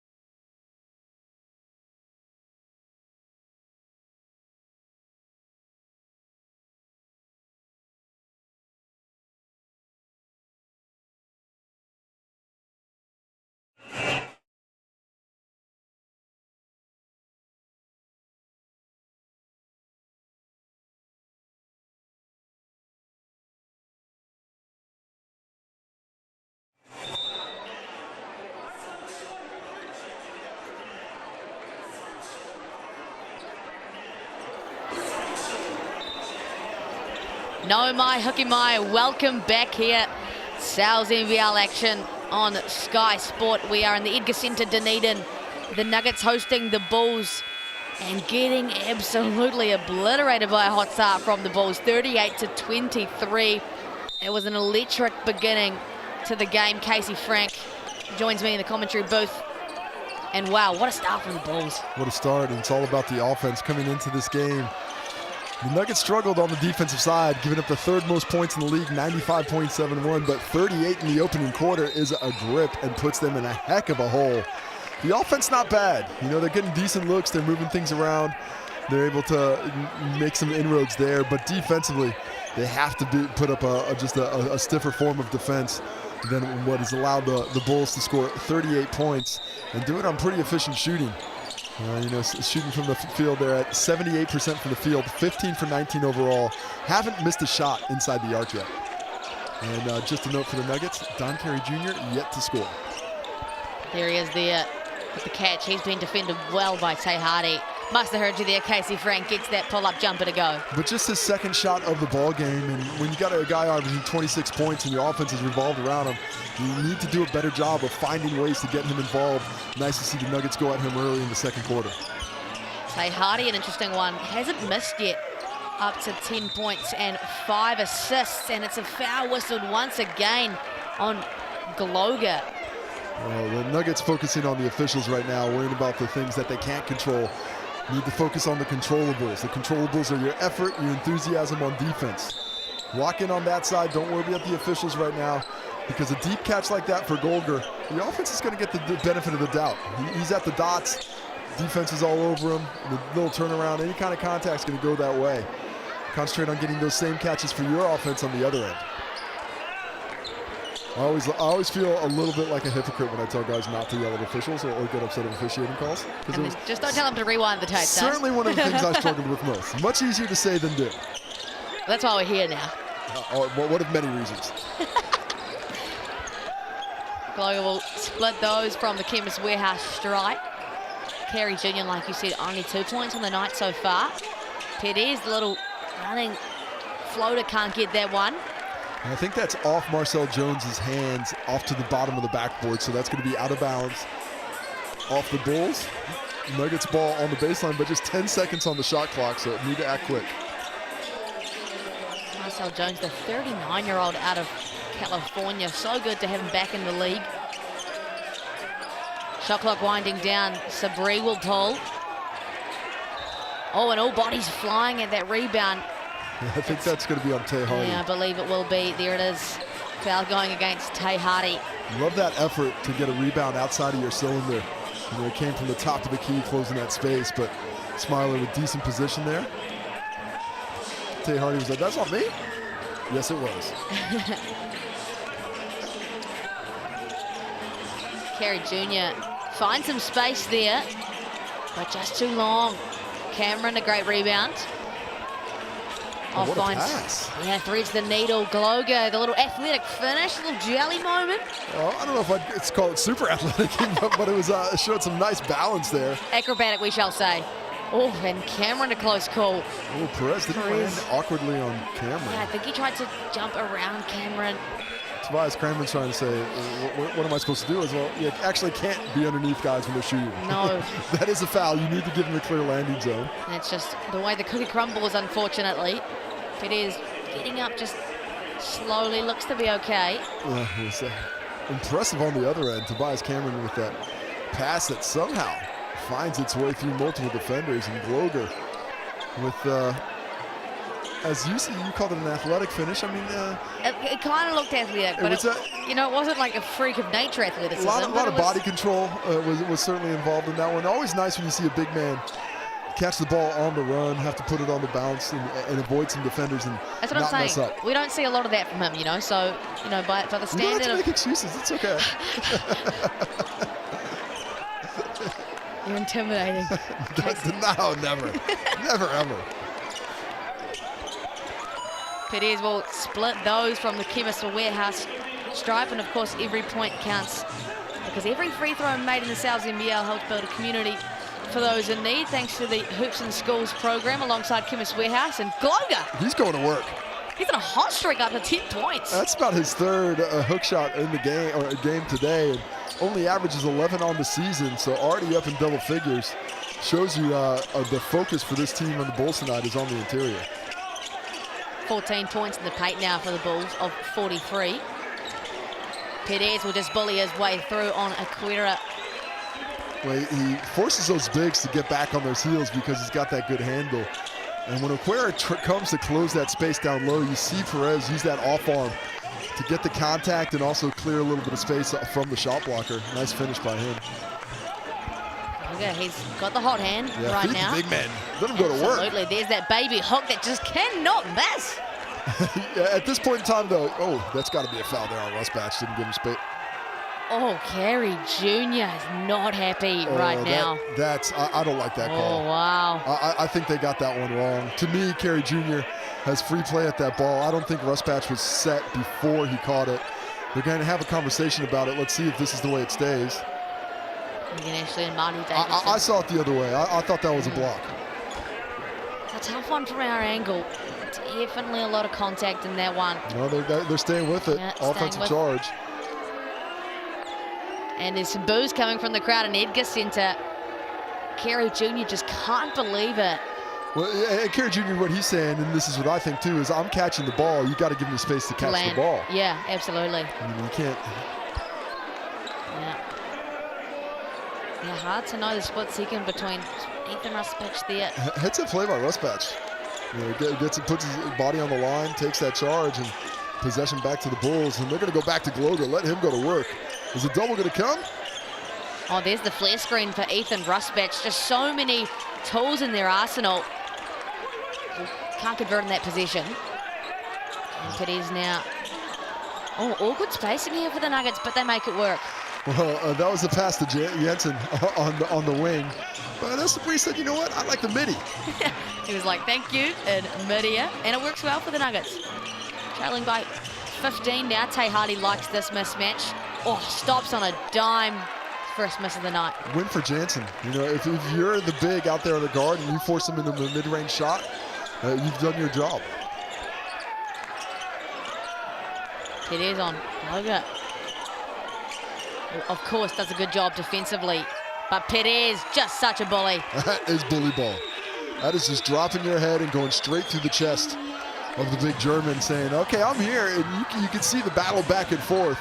But that was just a test of strength, and Perez won that one. And with that, a timeout as the Nuggets trail only by 13. A really good start to this quarter for the Nuggets, who are looking hungry. 25% off any large feature thanks to Sal's. You can scan that QR code or use the online code SALSDISH25, valid for a week from now. So which pizza are you going for 25% off? I can't do buffalo chicken because it's a bit spicy. Yeah. Honestly, just love a cheese pizza from Sal's. You know, like simple but effective, and I could probably eat it in a whole sitting, I reckon. Yeah? Oh, I should hope so. It's only one pizza. What are you talking about? One large Sal's pizza. I don't... Well, it's very misleading for you to say it's just one pizza. I have had this conversation many times with Justin. Back in the day when I still, worked out, I would go for two at a time. Two big Sal's pizzas. 2 Sal's pizzas, yeah. That's how I probably bought a few of the TVs in Sal's over the years. They must have loved you when you come in there, like, most definitely. Yeah, this guy. He's the big American guy who orders lots of pizzas. Back in the original Sal's, Lower Queen Street, back in the day, the first one that opened. Oh wow, interesting. Yeah. That's a good little stat there from you. Yeah. Probably wasn't born then. Well, what are you, 13? This is only... Yeah, they got a 13-year-old lead commentating on Sky Sport. Good job, Sky. Congratulations. Thank you. Must be the youngest ever do it, eh? Anyway, we'll get back to the action, I reckon. We'll talk a little bit of basketball, too. A little bit of basketball, too. Bulls looking for an answer here. Yeah, absolutely. They've got some work to do. We'll get the scoreboard up in moments, I'm sure. They are really getting those switches, and they're attacking them inside the post, but this time the Nuggets get the double there on time. Sabri trying to direct traffic in transition. Is that going to be draws the foul on Ethan Rusbatch, gives the flex. Thank you very much. Back to 11. Well, Ethan Rusbatch, his question is, well, wait a minute. I'm set either way. Like, I don't know what I'm supposed to do defensively when the offensive player just comes through. And Sabri, that was all strength. Show him the bicep. But how the previous charge call, I wasn't on Ethan's side. This one, I thought he was in great position. At most, I think that's a no call. But Sabri takes advantage, and can he cut it to 10? He can. Look at that. Great position for the Nuggets to be in. They've started this quarter off strong in front of their home crowd. And the Bulls have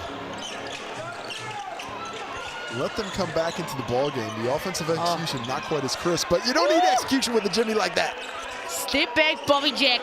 Ethan Rusbatch, just an elite shot maker. That's 4 from 7 now from 3. 14 points for Rusbatch. Jansen going nowhere against the German. Sabri looks to answer against Ethan Rusbatch. Smiler, a knack for those offensive rebounds. He's been chasing him down. A lot of space. You pin your man underneath the rim there to chase it back out on the long misses. Carey Jr., only 2 points for him on the night. Smiler going to have to pull. A little bit of a stitch up there from Carey Jr. And here comes Oquera. Finds Vano to Gloga. And it's going to go back to the Nuggets. Messy few possessions. Finds Smiler, who won't even look at the rim. Well, it's just too deep. He couldn't, and then when Oquera had that recovery, but a look at the rim this time.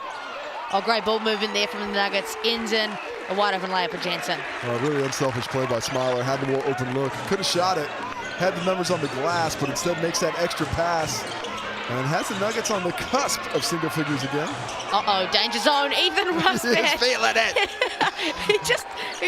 he looked away. He just shot it and turned away. That's 5 from 8.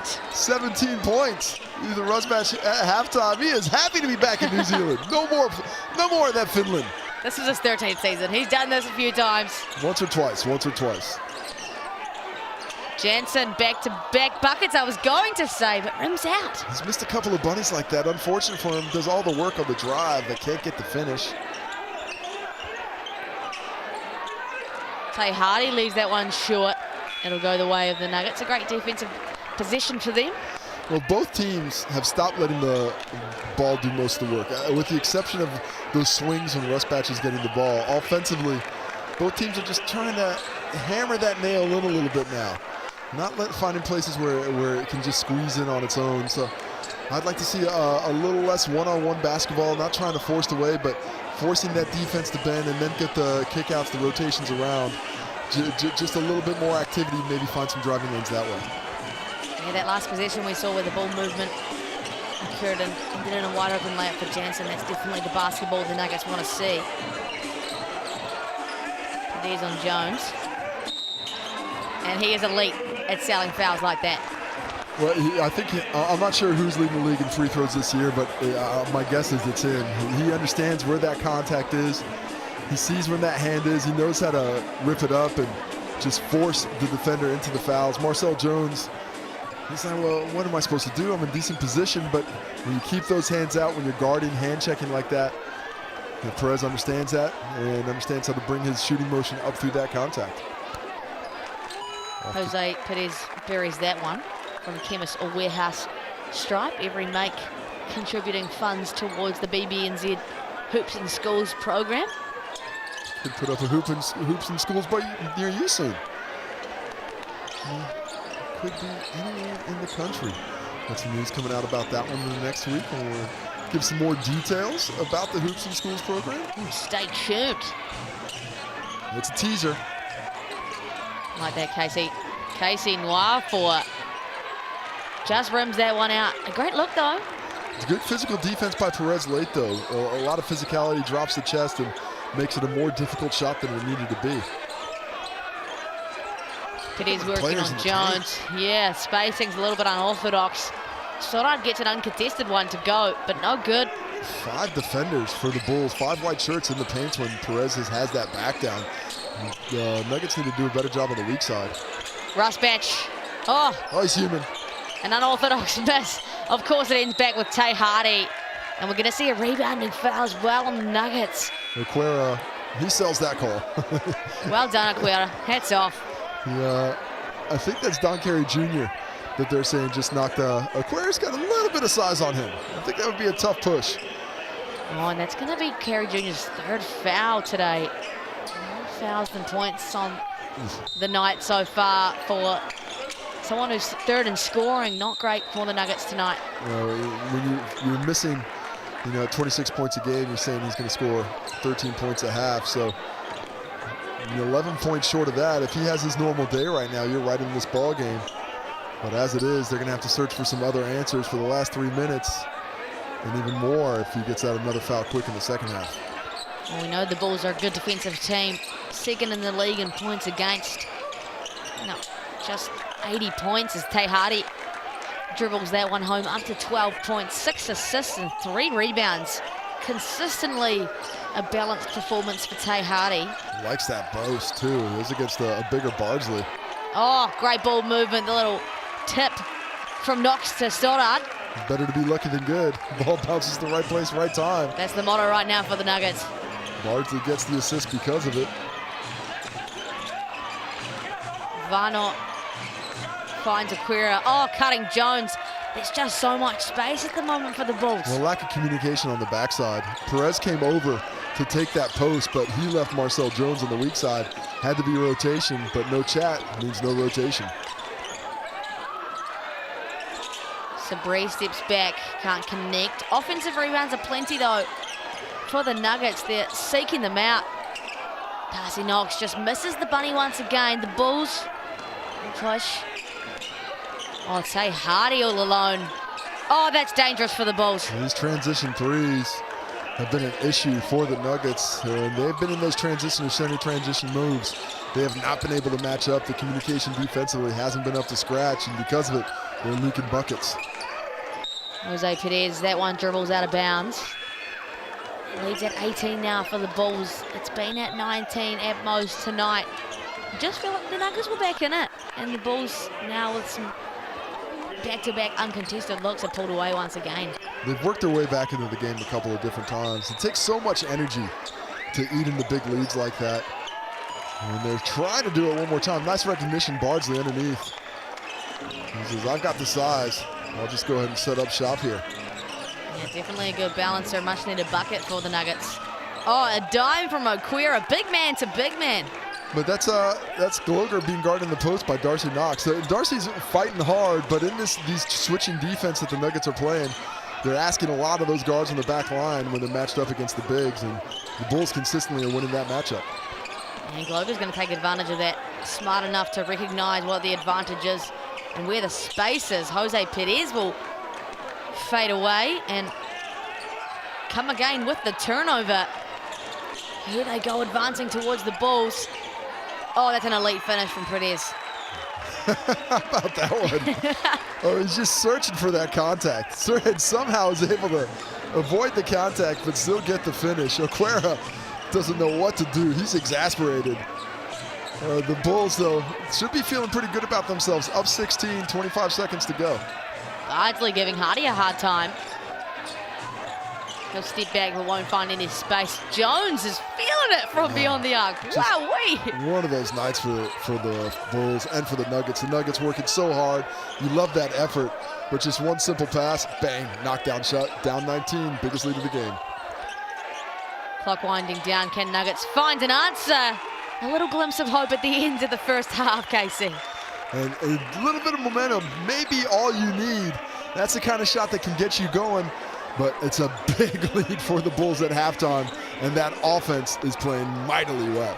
Look, it's been all Franklin Bulls here in Dunedin. They lead 63-47. We'll be right back after a quick break.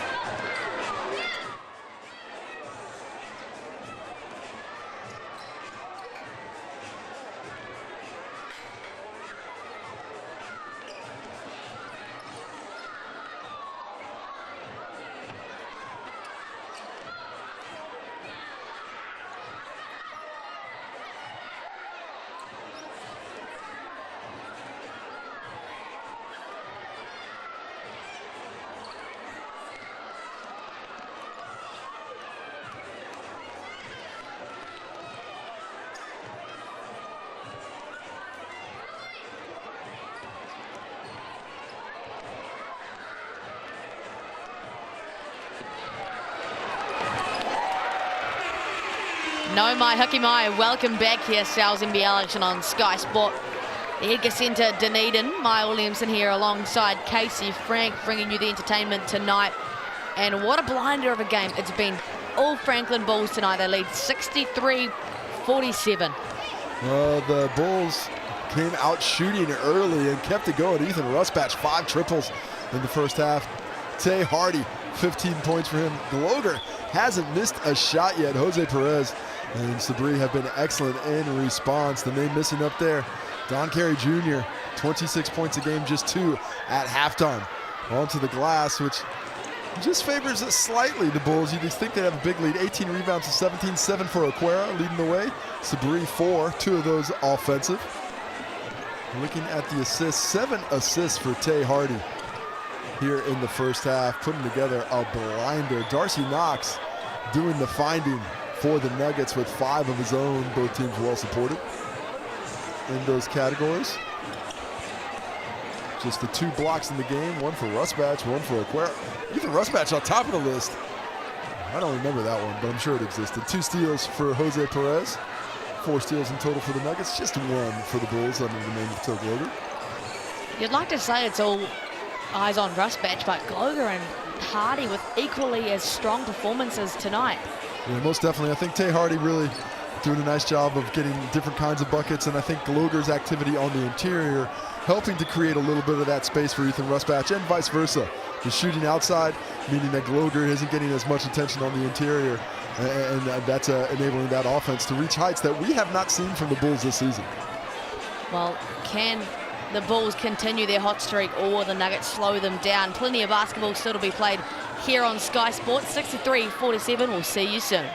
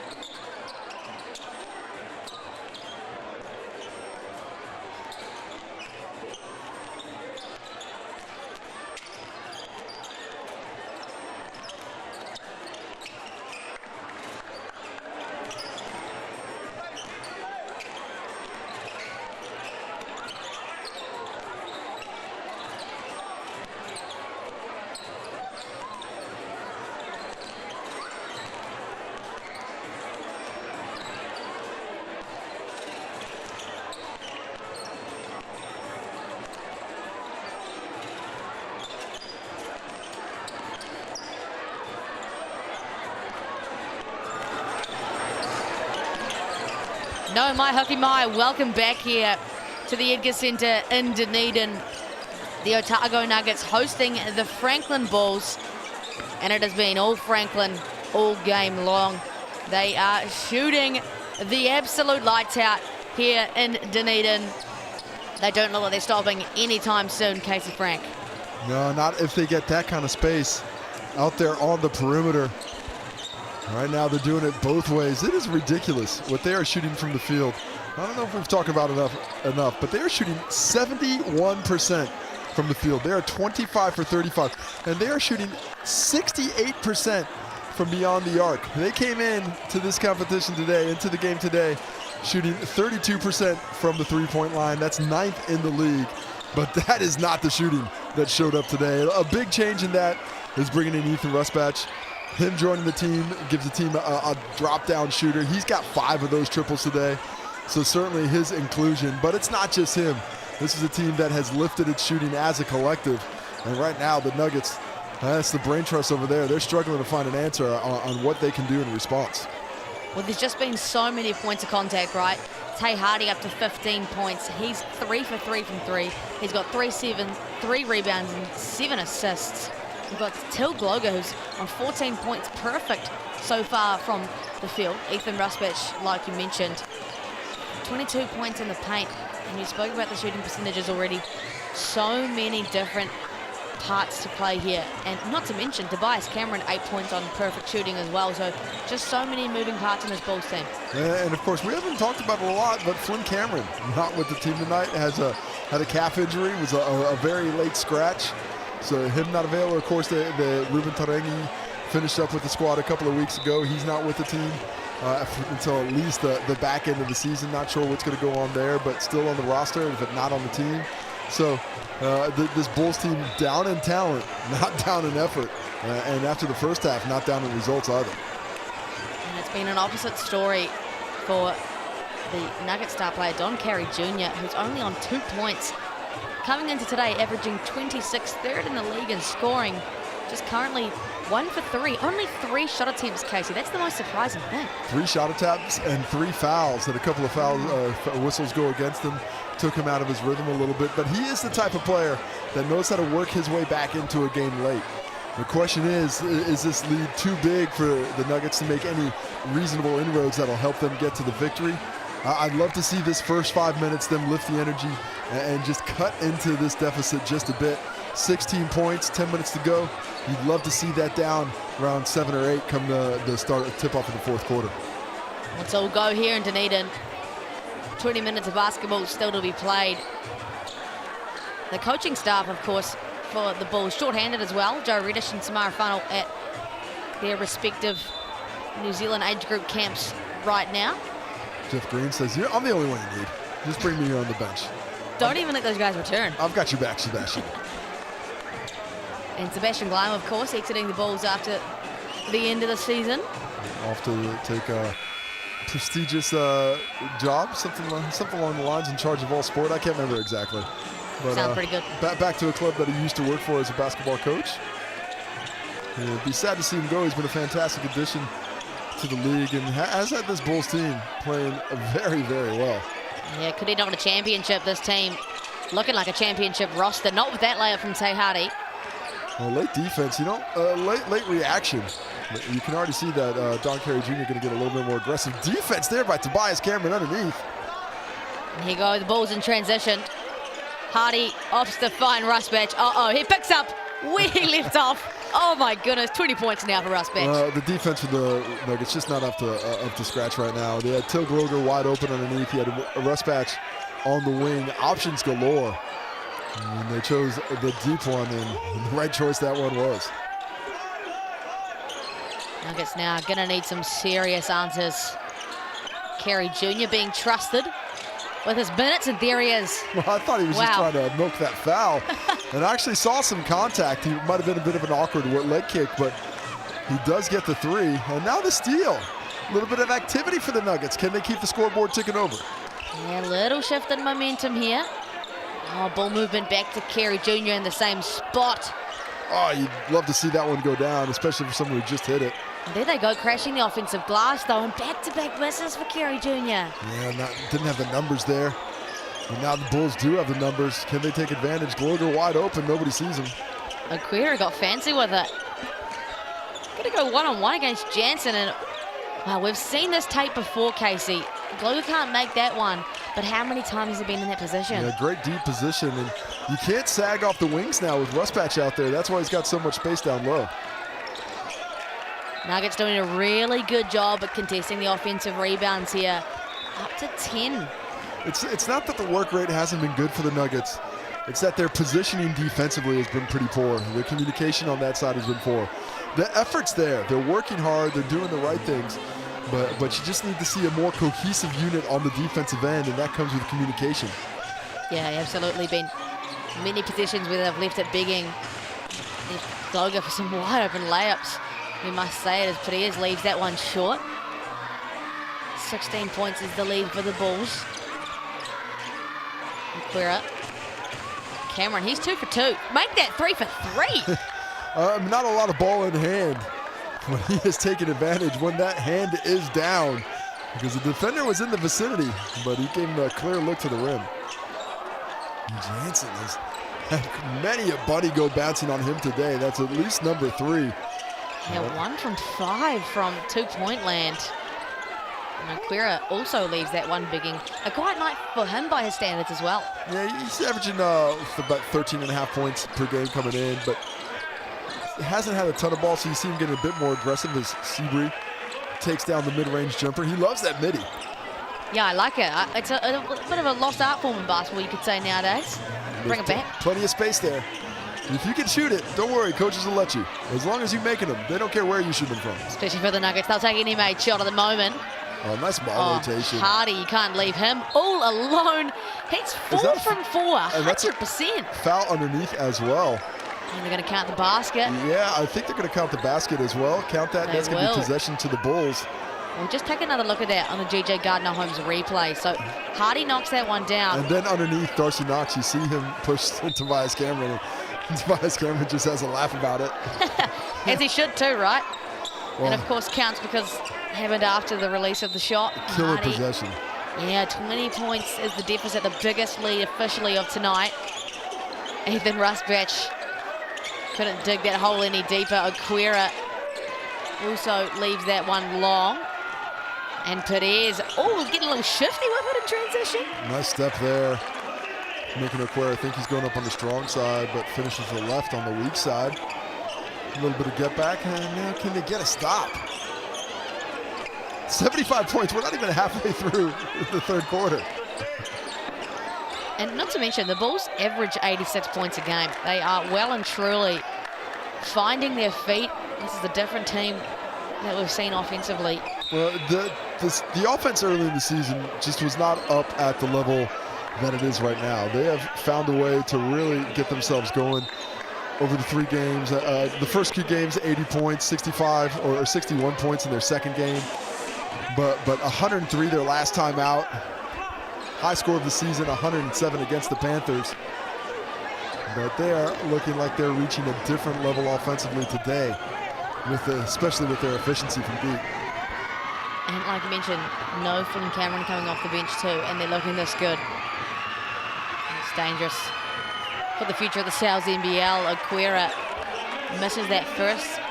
The Bulls have just always been just a tough defensive squad. They're always out there able to play defense the last 4 or 5 years in this competition. The offense has been the thing that's slowing them down, especially at times if it just get a little bit gummy in the half court. But they do not seem to have that issue this season, and certainly not tonight. Fans just squealing at Oquira there, trying to get him to miss his free throw. It's a 19-point lead again. Jansen leaves that one short. Not been his night tonight. Rustbatch looked to shoot it, and fair enough. Hardy has not missed, and has now from 3-point land. Always how it goes. And eventually it's going to come back to the mean. At least that's what the Nuggets are telling themselves. Oh, Oquira. Get that shot out of here. My heart skipped a little beat. Did that, Casey? Coming down the lane. Nice shifty move by Kerry Jr. But Oquera, he is among the elite shot blockers in the competition. He says, give me that. 23-year-old out of Perth, I believe, Oquera. And we'll see a foul whistle there. Cameron just can't quite believe that was on him. He did kind of body check him when he was trying to dribble over. Tobias Cameron plays with a level of physicality that many of his opponents do not want to get accustomed with. He is out there grinding. The physicality has worked tonight for the Bulls, holding the Nuggets to 54 points, a team that averages 92 on the season thus far. Kerry Jr. finds Bardsley. Very rare will he shoot that. Finds Perez, who's willing, and leaves it long. That's 6 for 22 from the three for the Nuggets. Yeah, I feel like Perez has shot more threes today than he's just about shot this season. Coming into the game. Yeah, 1 for 5 tonight. Yeah, he's 3 for 12 on the year. So he is being much more aggressive from beyond the arc than he has been up to this point in the year. Yeah, barely shoots 2 a game. Much better defended on Gloger. The offensive rebound falls in the hands of the Bulls. Dispatch trying to get shifty with it. Back to the baby hook. Better position. Loves that hook shot, but just forced him a little bit further out that time. Didn't get him get quite as deep a catch. Kerry Jr. continues his bad streak today. Hardy well balanced. There's Gloger again. Vano in the corner. Bulls crashing the board well. Yeah, a lot of freedom for the Bulls out there. The Nuggets really need to get some buckets going their way. Darcy Knox catch and shoot. Oh, it's just miss after miss for the Nuggets. And decent looks. You know, there's nothing wrong with the looks they're getting out there. But the offense just is not doing them any favors. Just 7 points in this quarter. Oh, Hardy, shifty as always, freezes Knox and gets a wide open reverse. Might have gotten away with a little bit of a hook there on the baseline. Just a little. But you get away with it. There's nothing wrong with it. I think that's the question that Darcy Knox had at that same moment. But another bucket for Tay Hardy. 20 points now to go along with 8 assists and 5 rebounds. Put him on the triple-double alert. Yeah, steadily approaching Casey as the Bulls lead by 19. And you thought coming into this quarter, maybe the Nuggets could chip away at something, but they've just had no luck offensively. And the Bulls have just been on a hot streak, on a blinder. Yeah, you'd think that they were going to come back a little bit back to the mean, and they have. They're all the way down to 57% shooting and 63% from deep. So they've actually missed a couple of shots. And of course, we've mentioned a couple of times coming into the game, the Nuggets were the hottest one of the hottest shooting team in the league. They're just 6 for 24 from deep at 25% today. And another issue, they haven't been able to make up that deficit of shooting at the Chemist Warehouse strike. Just 7 attempts to the line where they've made 4. And when you put it all together, it just has not been enough to overcome this hot shooting of the Franklin Bulls. All stats, of course, brought to you by Chemist Warehouse, the official stats partner of the Sales NBL. Jose Perez having a very animated conversation there with Marty Davidson. He's Dominican. He has an animation in his blood. I like it. You know, he's Dominican and he's from the Bronx. There's going to be a level of animation that is foreign, especially to South End. People down in the South End. They're like, what is this? This is so much energy. Casey Frank, as always, ragging on the South Island. No rags. Appreciate you as always. It's just it's a different vibe. Well, Caleb Smiler gets a much-needed bucket for the Nuggets. I feel like I've said that so many times tonight. They're in so many dire positions. Great ball movement here from the Bulls.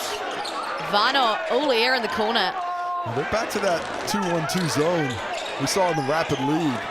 That gives up a lot of looks from the perimeter, so they're going to have to hustle to get out of that. Great ball movement here from the Nuggets. Bardsley up, under, and a bucket. He goes to the reverse with the left hand. Sebastian Gleim straight to the timeout. He is not hesitant to use one of those bad boys. 2 buckets, and he's like, absolutely not.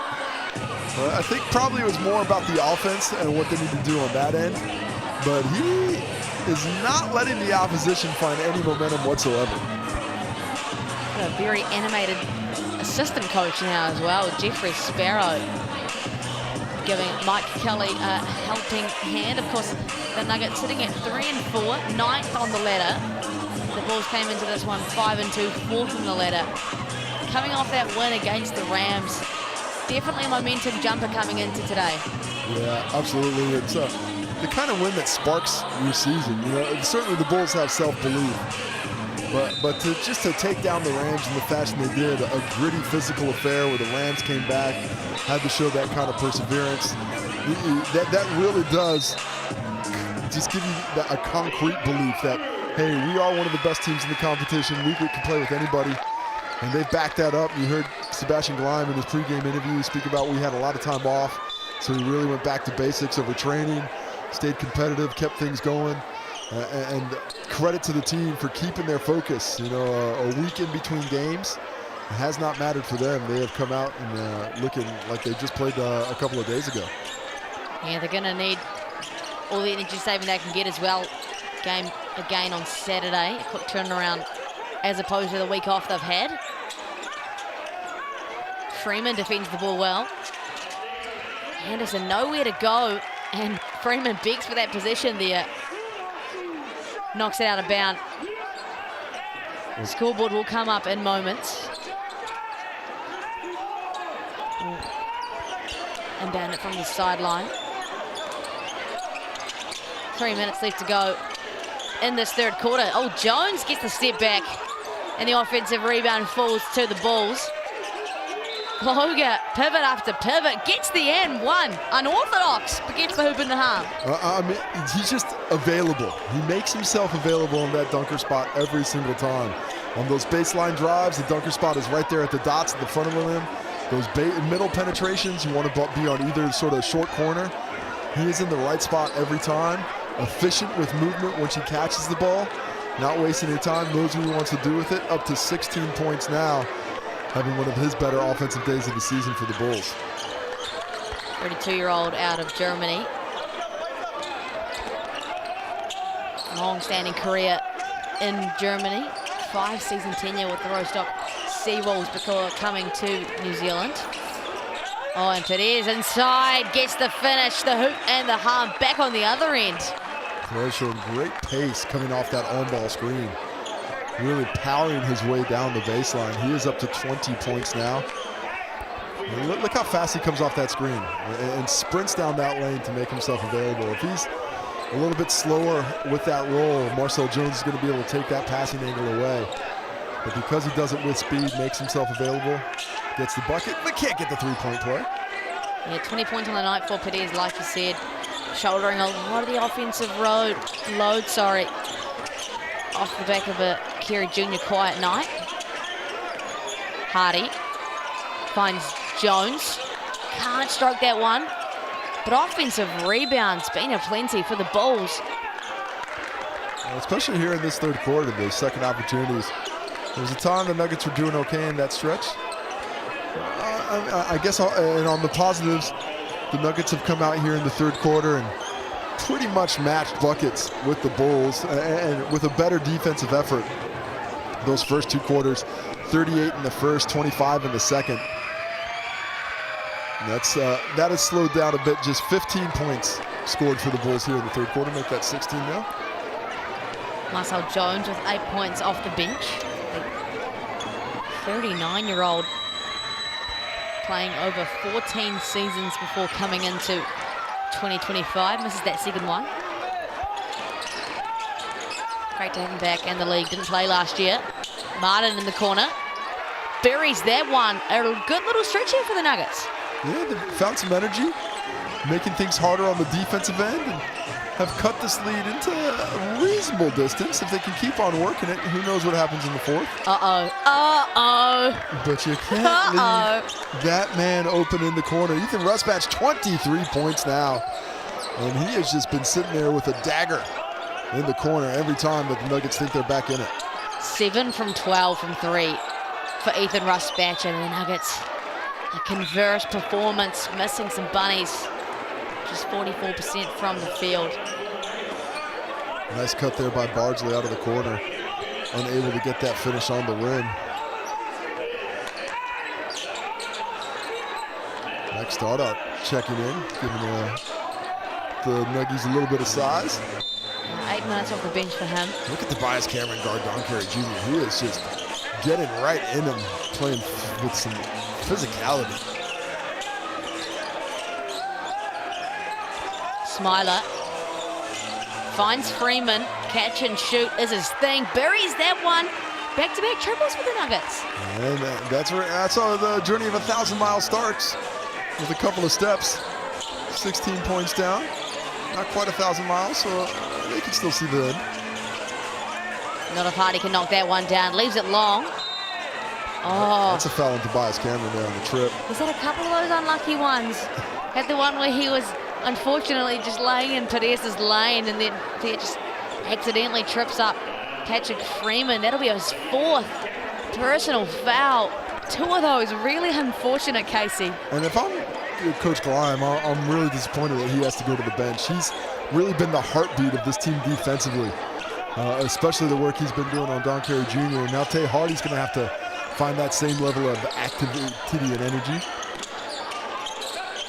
Yeah, a lot of energy exerted tonight for Tay Hardy. Both ends of the floor. Christian Martin with Ethan Rusbach all in his space. Max Stoddard, the offensive rebound, a nice touch. Nice activity on the offensive glass and good patience shown around Oquera. Such a good shot blocker. He has to find that body and make it difficult for him, and he does it. Back to 14. It did not feel like this was going to be a 14-point game about halfway through this quarter. Well, we always knew the Nuggets are a tenacious team, right? And like you said earlier, it's never about effort for them. Just it's a situation where they're going to have to chip away and string together some stops. Oquera leaves that one long, and Jones is going to be whistled for a rebounding foul. So a couple of boxes ticked for the Nuggets the last few possessions. Coming their way, not yet in the bonus are the Nuggets, but the next foul is put them there. He'll take every chance he can get. It would be a boon to be able to get another bucket here. Just ever so slightly shifting that momentum back in favor of the home squad. We can actually bring it to 11 with a make here. Carey Jr. off the go screen, gets the foul, and we'll hit to the Chemist Warehouse stripe. I think that's Tay Hardy picking up foul number 2. And with some interesting lineups, Coach Kelly has done it. It hasn't been just Seabury and Hardy, or sorry, Seabury and Perez. And then Carey Jr., he's been dipping into the bench and putting some lineups out there on the court we have not seen too many times this season. Yeah, we just spoke about in the Sky Broadband Rapid League, Max Stoddard, and you thinking he might get a bit more of a run, up to 9 minutes off the bench tonight, and he's had some pretty crucial performances, 7 points and a few rebounds in there too. And if you're liking these jerseys, see, go ahead and use that QR code. Team merch shop online now at Sterling Sports. Check us out on the website or use that QR code. Get all the gear you need from your favorite team in the South NBL. Carey Jr. misses the shot from the Chemist Warehouse, but gets his offensive rebound. Has to pull, shot clock winding down. Leaves it long. Look at Stoddard's work rate underneath. Yeah, Gloga called for that one against Max Stoddard. That's going to be free throws. Yeah, he's given Coach Kelly a reason to give him these minutes. Well, when you're trying to work your way into rotation, the best thing you do is go out there and give effort. And if you're big, the next best thing you can do is get that effort on the offensive glass and get your team extra possessions with that, and get your team buckets without having your number called. Stoddard does it well on that shot, doesn't catch the ball, gets to the Chemist Warehouse stripe, doesn't get the first one. But if he makes this one, not only will bring his team a little bit closer, but it'll help add to the kitty, where Chemist Warehouse is donating to the Hoops in Schools program, putting hoops in neighborhoods near you. Just back rooms that one, does Max Stoddard. Final possession here for the Bulls. Hardy leads the pack. Clock winding down. Finds Oquera. Jones in the corner. Too long. Oh, Rusbach tried for the athletic putback, but no good. Well, a good effort to end the quarter. And despite where this one looked like it was going halfway through, the Nuggets are within the distance that they might have a little bit of hope. It's all on the line here. The Franklin Bulls leading 82-69. We'll be right back.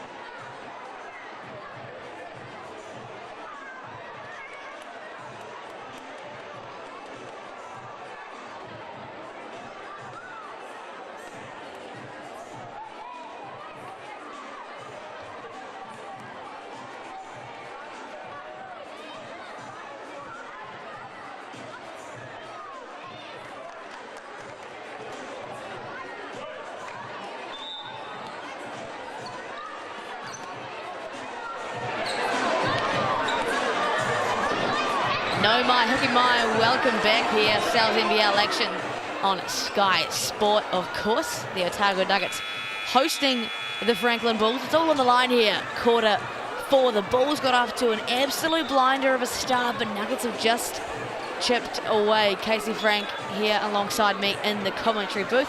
What have you made of it all so far, Casey? Well, the Bulls tried to take control of that game in the third quarter, stretching out to their largest lead of the ball game, all the way up to 21 points. But the work rate for this Nugget squad, it hasn't dropped. The efficiency hasn't been there. They're not shooting the ball like they normally would. Just 28% from 3, but starting to find a few cracks in the defense of the Bulls at the same time that the Bulls' offense is slowing down ever so slightly. Pettis just draws bodies, doesn't he? Launches that one. Great offensive board for Jono Jensen. They haven't been short of those, the Nuggets. Queer will bring that one down. 1 for, I think, 6 now for Perez from beyond the arc. That was a great look, too. That would have been a nice momentum lift right to start the quarter, be down 10. And notably, no Sabri so far in the second half. Foul on the shooter. The last guy you want to foul on the three-point line. Ethan Rusbatch, the flamethrower. The plant-based flamethrower. Apparently, that's still enough fuel to get hot. Yeah. Has been hot, Ethan Rusbatch. A lot of chickpeas and lentils in his diet or something. Wherever that protein comes from. Good on the vegan. For those who don't know, Ethan Rusbatch stays plant-based. Easy batch. Is it 13th season in Sal's NBL for him. Debuted in 2012 with the Southland Sharks. Was once the most improved in 2019 alongside Brooke Rusko. And he was shooting 43% in that season. So things haven't changed for Ethan Rusbatch. Well, the jumper's always been there, but he's developed his game in other ways. He's become a solid driver of the basketball and a very willing defender. Earlier in his career, that defense wasn't there, as we see Carey Jr. miss the layup. But he's put in a lot of work in all those aspects, and I think more than anything has become just such a great leader as his career has developed. Oh, for sure. A veteran of the game now, knows it. Knows his role. Great to have him back in Aotearoa. There he is, dropping a dime to Gloga, who just goes up and under into that contact. And we'll head to the Kim's Warehouse strike. He's so efficient today, Till Gloger. 7 for 10 from the field. 7 rebounds, 3 assists. He's got a steal in there as well. 17 points, trying to make it 19 with a couple of makes from the Chemist Warehouse strike. 68% free throw shooter on the season. Just 11.5 points and 5.5 rebounds. Oh, look at those Ethan Rusbatch votes for MVP. Oh, no surprise, Ethan Rusbatch is cleaning up. Make sure you scan that QR code and have your fun as well. Who is your game MVP? I mean, I gotta, Ethan's been great. Fantastic scoring, leading the way, 24 points. But Tay Hardy does have 20 points and 10 assists. And Till Gloger has been killing it inside. Can we have lots of MVPs? Maybe we can. Is that a thing? Yes, that's why it's the many valuable players. That's what the M stands for. Oh, I thought so. Yeah, thanks for clearing that one up, Casey. Aquera gets a little bit happy with the dribble. Yeah, Martin's there to clean that one up. It is. And one. Not a what are we going to see? Charge call. Yeah, that was clear as day for our Bartercard officials. I mean, I think it's probably a bit of a flop. He had that one lined up, the contact there. But, that is a big train coming through the tracks on Tay Hardy there. Unfortunately, didn't get the GJ Gardner-Holmes replay, but smart play there from Tay Hardy, who is on triple-double watch right now. Already 20 and 10, 6 rebounds. Plenty of time to go as well. And triple-doubles have been on the menu in many a Sal's NBL restaurant in the last couple of weeks, especially if Dave O'Hickey's dining. 3 of 4 triple-doubles. That is outrageous. I mean, it should have been 4 of 4. He played 20 minutes and had 20 points and 8 rebounds and 7 assists. So just not good enough, eh? I think if he would have played 30, he probably would have gotten there. Timeout called here. Game MVP still being led by Ethan Rusbatch, 92%, just cleaning it up as the Bulls continue that 20-point lead. It's been all momentum for them. Now the Nuggets coming back, but the Bulls always pushing away again tonight, Casey. It's these little scoreless patches for the Nuggets. They have to score at a higher rate right now playing with the Bulls playing as efficiently as they are.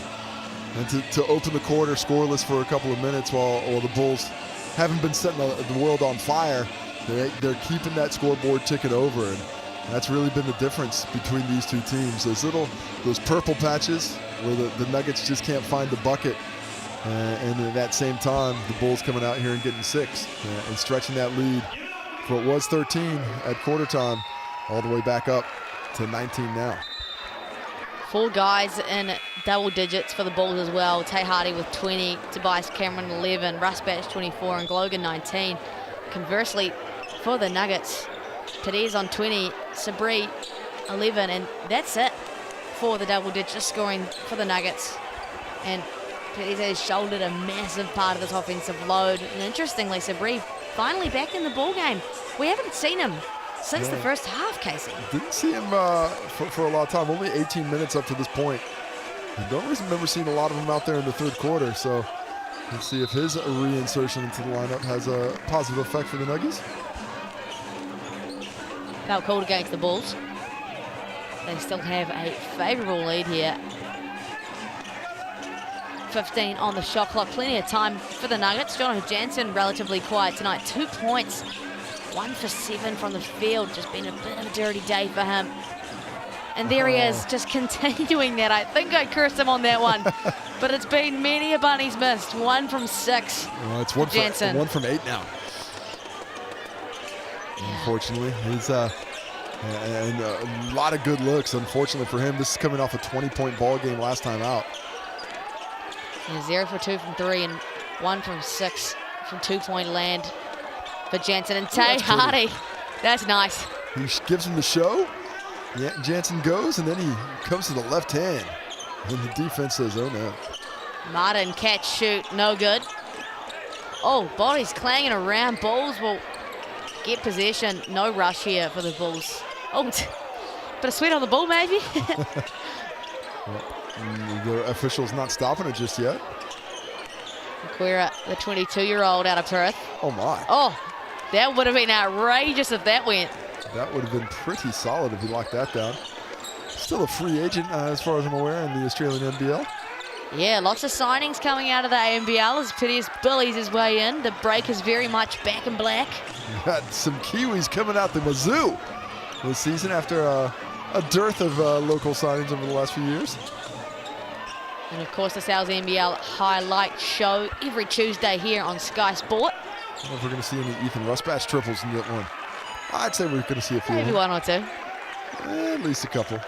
Perez, another layup for him. He 24 points now. Yeah, he's been so good tonight, taking a big role with the absence of scoring from Don Carey Jr., who has 6 points, 2 for 10 from the field. Gloga leaves that one short. He really likes going to that middle of the floor. Nuggets haven't been able to get him from his spot. Quare, what a block. Over the body of Perez. Finds Gloga inside, does Rusbatch. Cutting Jones, great pass, great finish. A good little chat there by Marcel Jones to let Gloga know that he's coming through. And a nice unselfish play for Gloga. He's been playing well offensively, but still willing to give up that rock. And gets his 5th assist of the ball game.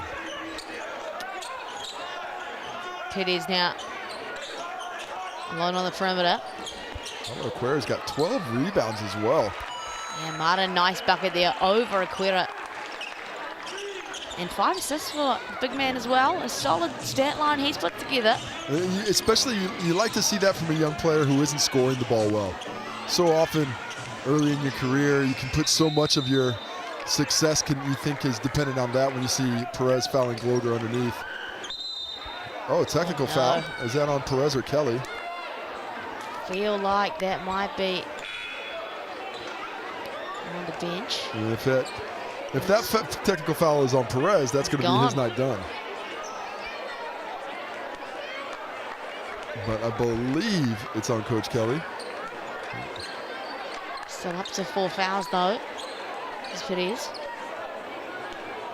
So it's going to be free throw for the technical foul on the bench. And the Nuggets think there is karma. Tay Hardy slipped his way into the game MVP mix and tick, up to 10%. Yeah, you know, 10%, still probably a little low for a guy with 22 points, shooting 56% and 10 assists. And 6 rebounds. Always good to toss the boards in there. Ethan Rusbatch, though, deservedly leading the way, 24 points. 7 from 13 from 3. There goes Tay Hardy. Finds the contact, come on the now. hoop and the arm. The acrobatic circus shot from Tay Hardy. Explores his way into the paint. Let's see that again on the GJ Gardner Holmes replay.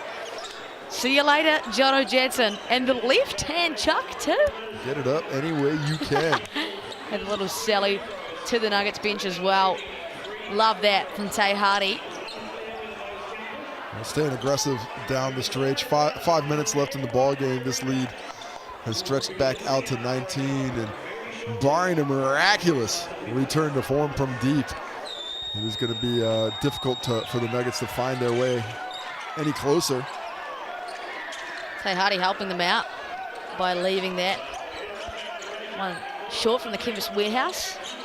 Been impressed with Darcy Knox's performance tonight. Solid as always as Jones picks that one off. Oh, goes to thread the needle. Does Tay Hardy, but at the feet of Marcel Jones will go out of bounds. And those are the kind of turnovers that I think Sebastian Gleim would like to see pulled out of the Bulls' repertoire. I mean, they've been up 19, 21 points a few times today, but instead of knuckling down and continuing to grind things out the way they were successful previously, ooh, Smiler goes hard into the standard. And they're getting a little aggressive and trying to push that pace. Just want to close things out at that point. And Nuggets right now still hopeful to get back in this ball game. They'll die on the hill of always putting an effort to the last minute. Hope they don't die. You know. Thanks, Casey. Yeah, I was just wishing them death on national television. Jeez, I wasn't saying that, but now you admitted it. That's horrible. Just because they're not from Christchurch, man. Jeez. Look, I support anyone in the South Island. You know this. Don't paint me as that kind of person, Casey. Just getting creative with my words. The cheek on him. But you don't treat Andrew Mulligan like this. Much worse. much worse. Bulls must have heard his claim about not making the playoffs and definitely making a run for it. Oh, Ethan Rusbatch. Let's call the game now. 27 points, 8 threes. Wow. What an addition to this offense Ethan Rusbatch has been as Stoddard gets to finish down low. Showing some really nice things. I've loved his effectiveness around the rim today as well. But it has been all Ethan Rusbatch, Tay Hardy, and this Franklin Bulls lineup. 4 out of 5 starters in double figures. Marcel Jones off the bench with 10 as well. Despite no Flynn Cameron, they are looking to clock up triple digits for the second game in a row. Max Stoddard, very active and present in his interior game, just leaves that one short. Cameron with a hot start is completely slowed down now. Is still perfect from the field, 3 from 3 from beyond the arc. There he goes again, the perfect streak continues. Keeping it going, Tobias Cameron on the court with 4 fouls. Up to 13 points now.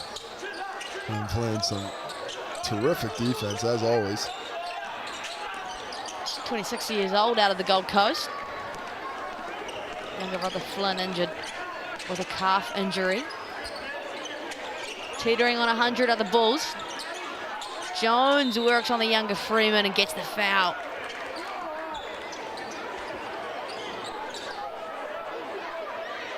Little post action down to the last 3 minutes of the ball game.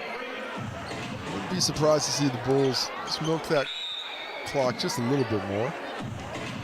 And that is going to be a timeout. Can't see who called that one, but presumably.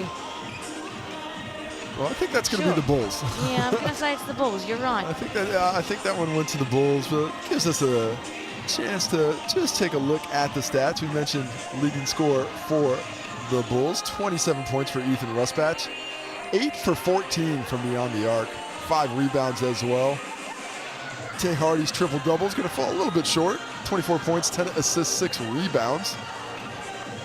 But as good as he's playing, he probably got a little bit hungry. And if he's hungry, he might as well use that QR code or use the online call. Sal's Dish 25. 25% off any large pizza.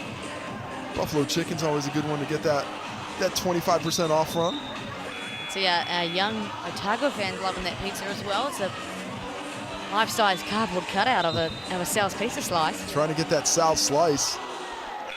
Two misses and you get a slice. Participating venues around the country when the road team misses some free throws. But those guys, they're not trying to build hoops for schools. So I like the misses. Our two sponsors in equal opposition. Chemist Warehouse, building hoops in communities around the country, while Sal Slice giving you a free piece of pizza on the miss. So you can win either way. Everyone's a winner, Casey. Apart from the Nuggets, maybe, in about 3 minutes. Cold-blooded. Just a North Island gal doing North Island things. Yeah, that's what people say about the North Island. I don't know, I'm making it up. I moved here 3 months ago. Marcel Jones, good from the Chemist Warehouse stripe. A couple bucks in the cookie jar for the Hoops and Schools program in conjunction with BBNZ and Chemist Warehouse. How about 3 minutes left out of this timeout? Look at this defensive effort that the Bulls are coming with. Tobias Cameron Wright just always bringing that energy. Yeah, brought that energy right to the bench as he picks up his 5th personal foul. Yeah, limited minutes for him tonight. He's had a couple of very unfortunate fouls. 15 minutes on the night. But has ended the game perfectly. He is 5 from 5 from the field with 5 fouls. Can't knock the hustle. You don't mind. I never mind somebody fouling up because you can't take those fouls home. Might as well leave them on the hardwood. Couldn't agree more, Casey. Jose Perez can't float that one in. He's up to 21 shot attempts on the night. Vano finds Noafo, who's doubled. That did not look like it was going to be hitting the corner. That went out of the camera shot. I've got no idea where that went. I know we didn't see the shooter in the corner, but there was no chance that pass was getting there. How you like it, though? Unselfish basketball. Got doubled, look for the kick. I love to see the pass going out. Nice recognition as Max started, drains a triple. Nice game for him off the bench tonight. Yeah, 12 points off the bench for Stoddard. 5 for 7 from the field. Maybe the Nuggets have found another big man to toss into the rotation.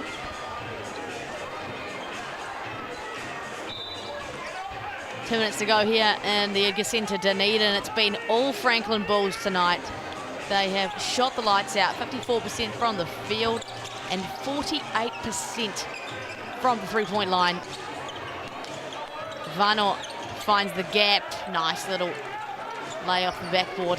103-81. Look at the top. 107 points for their season high. That's really the only question the Bulls have going now. Carey Jr. still battling his way in. 6 points on the night, 8 rebounds and 3 assists. Bulls were able to score 107 points against the Panthers earlier this season. Make sure you scan that QR code. Mix and pick MVP poll. Ethan Ruspatch has topped it all the way through. Tay Hardy there, 11%. A few votes for Max Stoddard. Like it. There we go. Some loyalty. Spread the love. Absolutely. Carey Jr. up to 7 points now. Just a second truck to the Chemist Warehouse stripe. And then gets the cheap foul. He's going to send the Bulls straight to the free throw line. Really stretching this one out. Nothing else to do on a Wednesday evening. Plenty of basketball still to come this week. Oh, games on games on games, going all the way through to Monday. And of course, next round, got some Anzac Day games as well. Next Friday. Yeah, perfect. Everyone's going to be at home. Public holiday. What will be there to do? Smack on Sky Sport. Except in Auckland, everybody leaves Auckland. Fair enough. Fair enough too. Nothing better to do on a public holiday than get out of the city.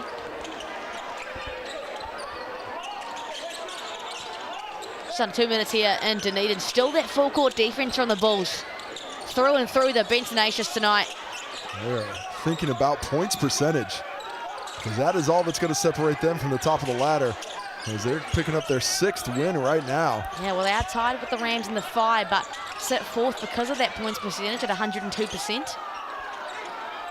Obviously, will change tonight. Will the ladder off the back of this win for the Bulls? Coca Gray and Freeman and Noirful with a battle underneath. And that's a battle that I first noticed in the Rapid League tonight. They were getting a little bit of chippy. Nothing untoward, but certainly Patrick Freeman's got that playing style that seems to annoy players. You need someone like that on your team. You need it. Always good to be a little bit pesty. If people really like playing against you, you're probably doing something wrong. Yeah, exactly. You want people to be like, get this dude away from me. Well, just weeks ago here in the Edgar Centre, Freeman came off the bench, played 4 minutes in total, and pretty much won the game for Nuggets against the Jets. 2 back-to-back triples from the corner off the bench down the stretch. That's why we were so hesitant to give away the ghost in this one, thinking that the Nuggets didn't have a chance, because that was a game that they looked well and truly out of it and just got hot at the right time. That's the kind of offense that it can be on a good night, but unfortunately for Nuggets fans, not that way tonight. 107 points for the Bulls, their equal high score of the season. Both benches have cleared now. Got a lot of the subs and Rapid League players in there. Martin whistled for a treble on that one. Can't believe it. The 3-on-3 tall black. But we'll walk away. Mike Rusk and Noel McDowell, their first taste of minutes here tonight, alongside Corey Perry, was the only player who hadn't played yet coming into tonight. So coming into the end of this 4th quarter. Fantastic when you can get on the road trip and get back. Of course, you already got to start thinking about the next one. The Sharks coming to town. Yeah, Saturday evening in Pukekohe. It'll be a fun one. Me and Lindsay Tate had the helm of that one. Just 2 great basketball minds, Yeah. That's gonna be good fun. You're always chopping it up, and Lindsay's been a great addition to the commentary team this year. Yeah, been great to have him in his 2nd season. Tony O'Connor giving some love on Twitter, saying he was his favourite NBL commentator. Did you take that personally? He mentioned me in the tweet somewhere under that too, so you know what? I appreciate it. Would I prefer to be number 1? Absolutely, but I'll take number 2. And the Mix and Pick Game MVP poll not budging. Ethan Rusbatch, 74%, clearing out everyone by a landslide to no surprise. Tay Hardy there, 10%. He's had a good night, 24, 10 and 6. Michael Rusk drains the Chemist Warehouse stripe, and of course, every made free throw this season. Chemist Warehouse pairs with the Hoops in Schools program with BB&Z to put hoops in a school or a neighborhood near you. Last position of the game here. The Bulls will be at helm. Corey Perry stops on a dime off the back rim. And that'll be all she wrote here tonight in Dunedin. The Bulls, a dominant win over the Nuggets, 107-84. What a blinder for the Bulls. Well, just a really impressive start to finish performance. The Bulls never gave up the lead in this one. From tip to finish, they were leading this ball game, stretched the lead all the way out to what it finished up at. As Ethan Rusbatch, Tay Hardy, Till Gloger, Tobias Cameron, Marcel Jones, all finishing in double figures, led by Rusbatch's proficiency from deep. Jose Perez with 24 leading the Nuggets, and Max started with a nice cameo off the bench. David Aquera, 13 rebounds on a rebound count that would end equal 45 apiece on the night. 8 for Don Carey Jr. getting some rebounds going, even though the scoring didn't go as well as he would have liked. Gloger just missing out on a double-double, but a couple of rebounds there. 10 assists for Tay Hardy. Tops everybody, but Gloger and Aquera, the big men, getting in on the game, facilitating out of the post. Darcy Knox with 6 assists. Caleb Smiler off the bench, getting active in the passing lanes for his teammates, creating opportunities. On to the defensive side of things. Oquera led the way with 3 blocks. Rusbatch and Cameron getting in on the mix as well. And finishing up with the swipes. As Tay Hardy was not on that list. And Jose Perez with 3, Caleb Smiler with 2. One apiece for Jones, Rusbatch, and Gloger. And those are your Chemist Warehouse stats. Thanks to Chemist Warehouse, the official stats partner of the Sal's NBL. Well, massive congratulations to the Franklin Bulls, who moved to 6-2. Will bump their way up the ladder, and Ethan Rusbatch is your Mix and Pick game MVP. Thank you so much for joining us here on Sky Sport. We'll see you soon again. Ka kite anō.